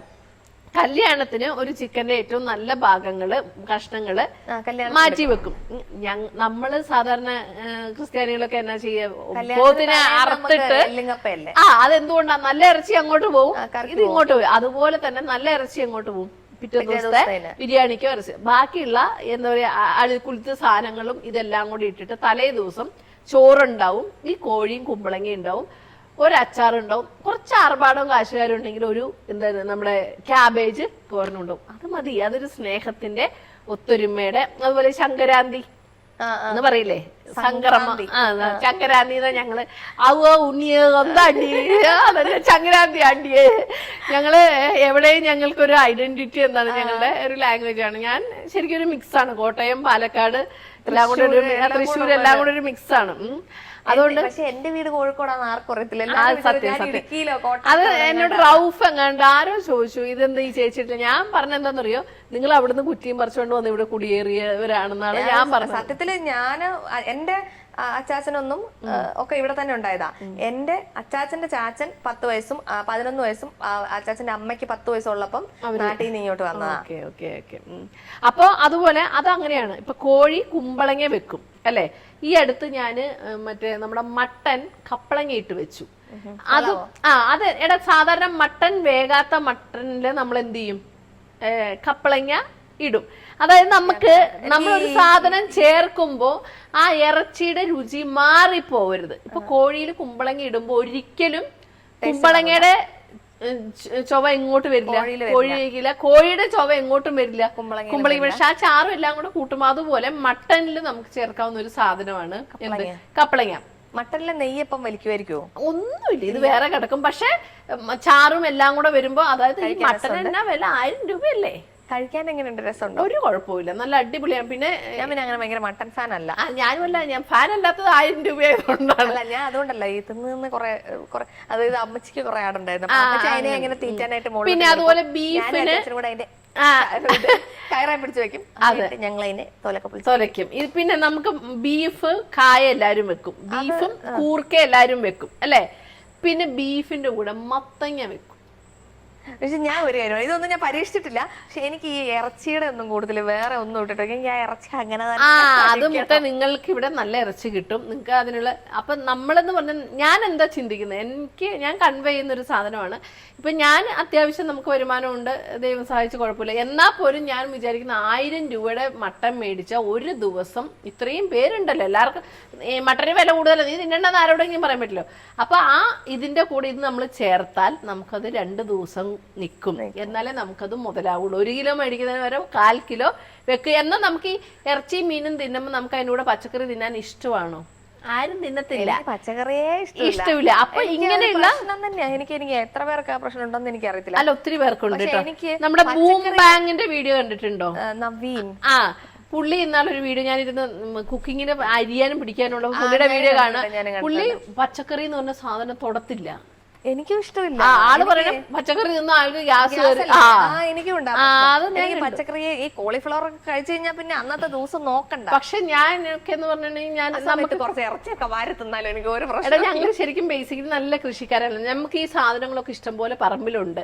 അപ്പൊ ഇത് കഴിക്കാൻ നല്ല. പക്ഷെ ഇത് തന്നെ ആയ ആർക്കും ഇഷ്ടമല്ല. അപ്പൊ ഇതെന്ത് ചെയ്തു, ഈ ഇറച്ചി മീനുമായിട്ട് മിക്സ് ചെയ്തു. അതുപോലെ അയല ഞാൻ അന്നാള് വെച്ചു, ചേമ്പും തണ്ട്, ചേമ്പും താള്, ചേമ്പും കഷ്ണം ഇട്ട് അയല വെച്ചു. അയലക്ക് 300 രൂപ എന്തോ വന്നില്ലേ, അപ്പൊ വെച്ചു. എന്നാ കുഴപ്പം, ഒരു കുഴപ്പമില്ല. അപ്പൊ അത് ഞാൻ കണ്ടിട്ടുണ്ട് ആസാമീസ് ചെയ്യുന്നത്. അവര് മറ്റേ സാമ്പാർ പോലൊരു സാധനം ഉണ്ടാക്കിയിട്ട് അതിനകത്ത് മത്തി കറി വെക്കുന്നത്. അല്ല, ചിക്കൻ സാമ്പാർ ഞങ്ങളുടെ പാലക്കാടുകാരനെ കളിയാക്കൂലേ, ചിക്കനും കുമ്പളങ്ങയും കൂടി വെക്കുന്നത് ചിക്കൻ. പക്ഷെ ഞാൻ ഒരു കാര്യം പറയട്ടെ, പക്ഷെ ഞാൻ ഒരു ഡിമാൻഡ് വെക്കും, അയല കഷ്ണം വേണമെങ്കിൽ അതിന്റെ കൂടെയുള്ള താളും തകരയും കഷ്ണം കൂടെ കഴിച്ചാൽ നിവൃത്തിയില്ല, കഴിക്കും. ചില കാര്യങ്ങൾ നമ്മള് കുട്ടികളെ ശീലിപ്പിക്കണം. നമ്മൾ ഇറച്ചി മീനും മാത്രം കൊടുത്തേ ശീലിപ്പിച്ചാൽ അവരങ്ങനെ ശീലിക്കും. പക്ഷെ പച്ചക്കറിയും കൂടെ, പക്ഷെ പച്ചക്കറി കഴിച്ച പ്രശ്നമുള്ള ആനിയമ്മേനെയും ബൂംബാങ്ങിനെയും പോലെയുള്ളവർക്ക് കഴിക്കാൻ പറ്റില്ല, അല്ലാത്തവര് കഴിക്കണം. സീരിയസ്ലി അച്ചാച്ചനുണ്ട് അങ്ങനത്തെ ഒരു പ്രശ്നം. അച്ചാച്ചന് ഇച്ചിരി ഇറച്ചി അല്ലാണ്ട് ഈ സാമ്പാർ അങ്ങനത്തെ സാധനങ്ങളൊന്നും കഴിച്ചാൽ സെറ്റ് ആവൂല.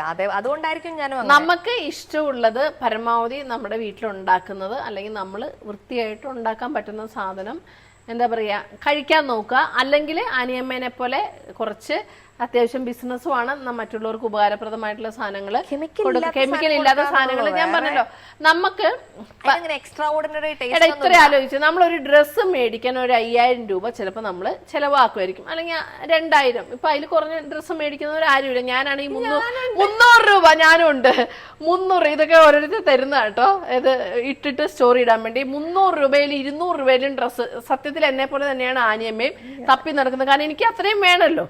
തപ്പി അങ്ങനെ മേടിക്കുക 5000 രൂപയ്ക്ക്. ഈ 5 കൊല്ലമായിട്ട് ഓൾമോസ്റ്റ് എല്ലാം സെയിം ഡ്രസ്, പിന്നെ ഒരു പാന്റും ഒരു ബനിയനും എല്ലാം ഉണ്ട്. അപ്പൊ ഞാൻ പറഞ്ഞില്ല, 5000 രൂപയുടെ ഡ്രസ്സ് മേടിക്കാനും ഒരു ഹോട്ടലിൽ ഒരു 10 പേര് പോയി 10000 രൂപ ബില്ല് കൊടുക്കാനും ആർക്കും ഒരു പ്രശ്നമല്ല. ഇപ്പൊ ഒരു സിനിമാ തിയേറ്ററിൽ പോകാൻ 150 രൂപയേ ഉള്ളൂ. പക്ഷെ 2 പോപ്കോണും ബാക്കി ചായയും കുന്തവും മേടിച്ച 2000 രൂപ 3000 രൂപയും. ആ ചേച്ചി ഉണങ്ങിയ ലേശം പോപ്കോൺ മേടിച്ച് ലേശം ബട്ടർ ഇട്ടിട്ട് ഒന്ന് ഞാനെങ്ങനെ ചെയ്യുന്നത്? അതിന് അവിടെ കൊടുക്കുന്ന 100 രൂപ. 100 രൂപയ്ക്ക് എവിടെയാ പോപ്കോൺ കിട്ടുന്നത്? അല്ലേ? പിന്നെ എനിക്കറിയില്ല, 250 400 അതായത് ഫ്ലേവർ അനുസരിച്ച് കൂടുവടോ. അങ്ങോട്ടേക്കായിരിക്കും. ഇവിടെ എനിക്ക് ഇവിടെ അങ്ങനെയല്ല.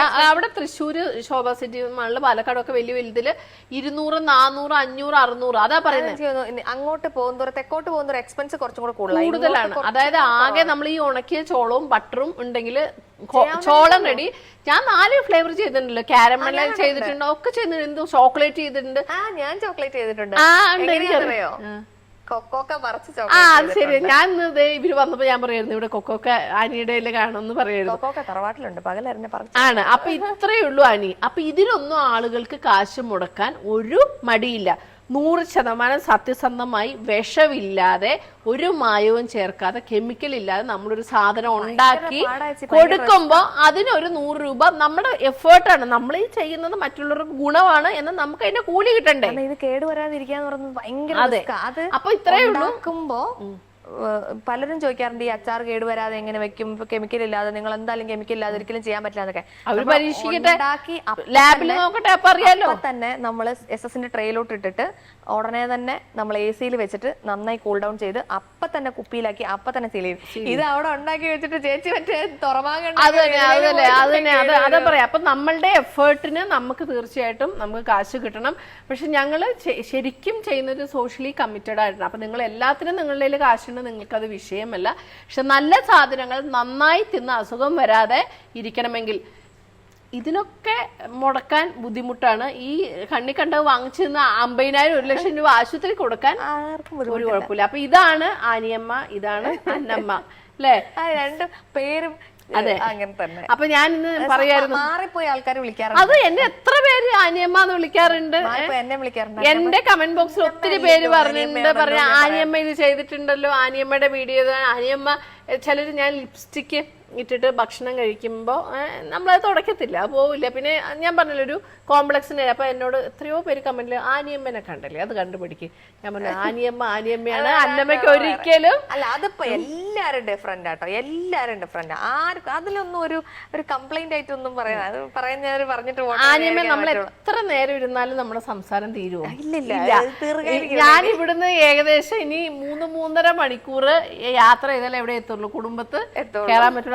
ആനിയമ്മയ്ക്ക് ഇതിന്റെ പാക്കിങ്ങിന് ഇരിക്കണം. അപ്പൊ ഇനി ഒരിക്കൽ കൂടെ ഒരു അവസരം കിട്ടിയ ഉറപ്പായിട്ടും എങ്ങോട്ട് വരണം, ഉണ്ടാക്കിയിട്ട്. ഇനി എങ്ങോട്ട് വരണം? രാത്രി ആയതുകൊണ്ട് ഉണ്ടാക്കാൻ പറ്റാത്ത വേണ്ട. ഇനി അല്ലേ നമുക്ക് നല്ല ചേന പുഴുങ്ങിയതൊക്കെ വെച്ചിട്ടുണ്ട്, അത് കഴിച്ചിട്ട് അത് കഴിച്ചിട്ട് ഞങ്ങള് പോകത്തുള്ളൂ. അപ്പൊ ഇനി എങ്ങോട്ടാണ് വരേണ്ടത്? പാലക്കാടിന് അങ്ങോട്ട്, പാലക്കാടിന് വരണം. അപ്പൊ ഇതുവരെ വന്നിട്ടില്ല പാലക്കാട്. അപ്പൊ നേരെ അങ്ങോട്ട് വരണം. എനിക്ക് പാലക്കാട് വന്നിട്ട് അല്ല, ഞാൻ ഒരു പ്രാവശ്യം പാലക്കാട് വന്നിട്ടുണ്ട് കേട്ടോ. നമ്മള് ഹൈദരാബാദ് പോയിട്ട് തിരിച്ചു വരുമ്പോ കോയമ്പത്തൂർ ഫ്ലൈറ്റ് ഇറങ്ങിയിട്ട് വന്ന സമയത്ത് പാലക്കാടോട് വന്നിട്ടുണ്ട്. പക്ഷെ അവിടെ ചെന്നപ്പോ ഒരു വെളുത്തിട്ടുള്ള ഇങ്ങനെ ഒട്ടിപ്പിടിക്കുന്ന ഒരു ചോറും ഒരു ഞാൻ കഴിച്ചില്ല. ശരിക്കും പാലക്കാടുകാരുടെ സ്പെഷ്യൽ ആയിട്ട് ഉണ്ടാക്കി തരാനായി മറ്റേ ആനിയമ്മയും മക്കളും ചേട്ടായി അപ്പച്ചനും അമ്മച്ചും ഒക്കെ ആയിട്ട് പിന്നെ സുഹൃത്തുക്കളുമായിട്ട് ഉറപ്പായിട്ടും വേണം. വെറും വാക്ക് പറയരുത്. ബോറടിച്ചില്ലല്ലോ? എന്ത് ബോറടി? ഞങ്ങൾക്ക് രണ്ടുപേർക്ക് ഒട്ടും ബോറടിച്ചിട്ടില്ല. സ്വരം നന്നാകുമ്പോ പാട്ട് നിർത്തുന്ന. അപ്പൊ ഉറപ്പായിട്ടും തീർച്ചയായിട്ടും ആനിയമ്മയുടെ ചാനൽ അറിയാത്തവരാരുമില്ല. എന്താ പറയാ, വളരെ യുണീക്കായിട്ട് നിൽക്കുന്ന ആനിയമ്മയുടെ പോലെ യുണീക്കായിട്ട് നിൽക്കുന്ന ലീഫി കേരള. രണ്ടുപേരും അതന്നെ ഒരിക്കലും കമ്പയർ ചെയ്യാൻ പറ്റില്ല. ഞങ്ങള് പരസ്പരം ഭയങ്കരമായിട്ടുണ്ട്. ശരിയാട്ടോ. അതെ അതെ അതെ അതെ. ആനിയമ്മ അതൊക്കെ ഷീനാമോളും ബിൻസിയും ആനിയമ്മയ്ക്ക് ഒരേ കാറ്റഗറിയാണ്. സ്വഭാവം കൊണ്ടും സംസാരം കൊണ്ടും ഞാൻ കുറച്ച് പുട്ടിയിടുന്നു സ്വഭാവം കുറച്ചും കൂടെ പ്രൊഫഷണലി ചെയ്യുന്നതായിട്ട് അത്രേ ഉള്ളൂ. പക്ഷെ നമ്മളെല്ലാവരും ശരിക്കും കൃഷിയെ സ്നേഹിക്കുന്നവരും മനുഷ്യരെ സ്നേഹിക്കുന്നവരും മറ്റുള്ളവർക്ക് നന്മ ചെയ്യണമെന്ന് ആഗ്രഹിക്കുന്നു. അപ്പൊ ഇനിയും ഞങ്ങൾ തീർച്ചയായിട്ടും വരും. അതുവരേക്കും ആനിയമ്മ ബൈ ബൈ.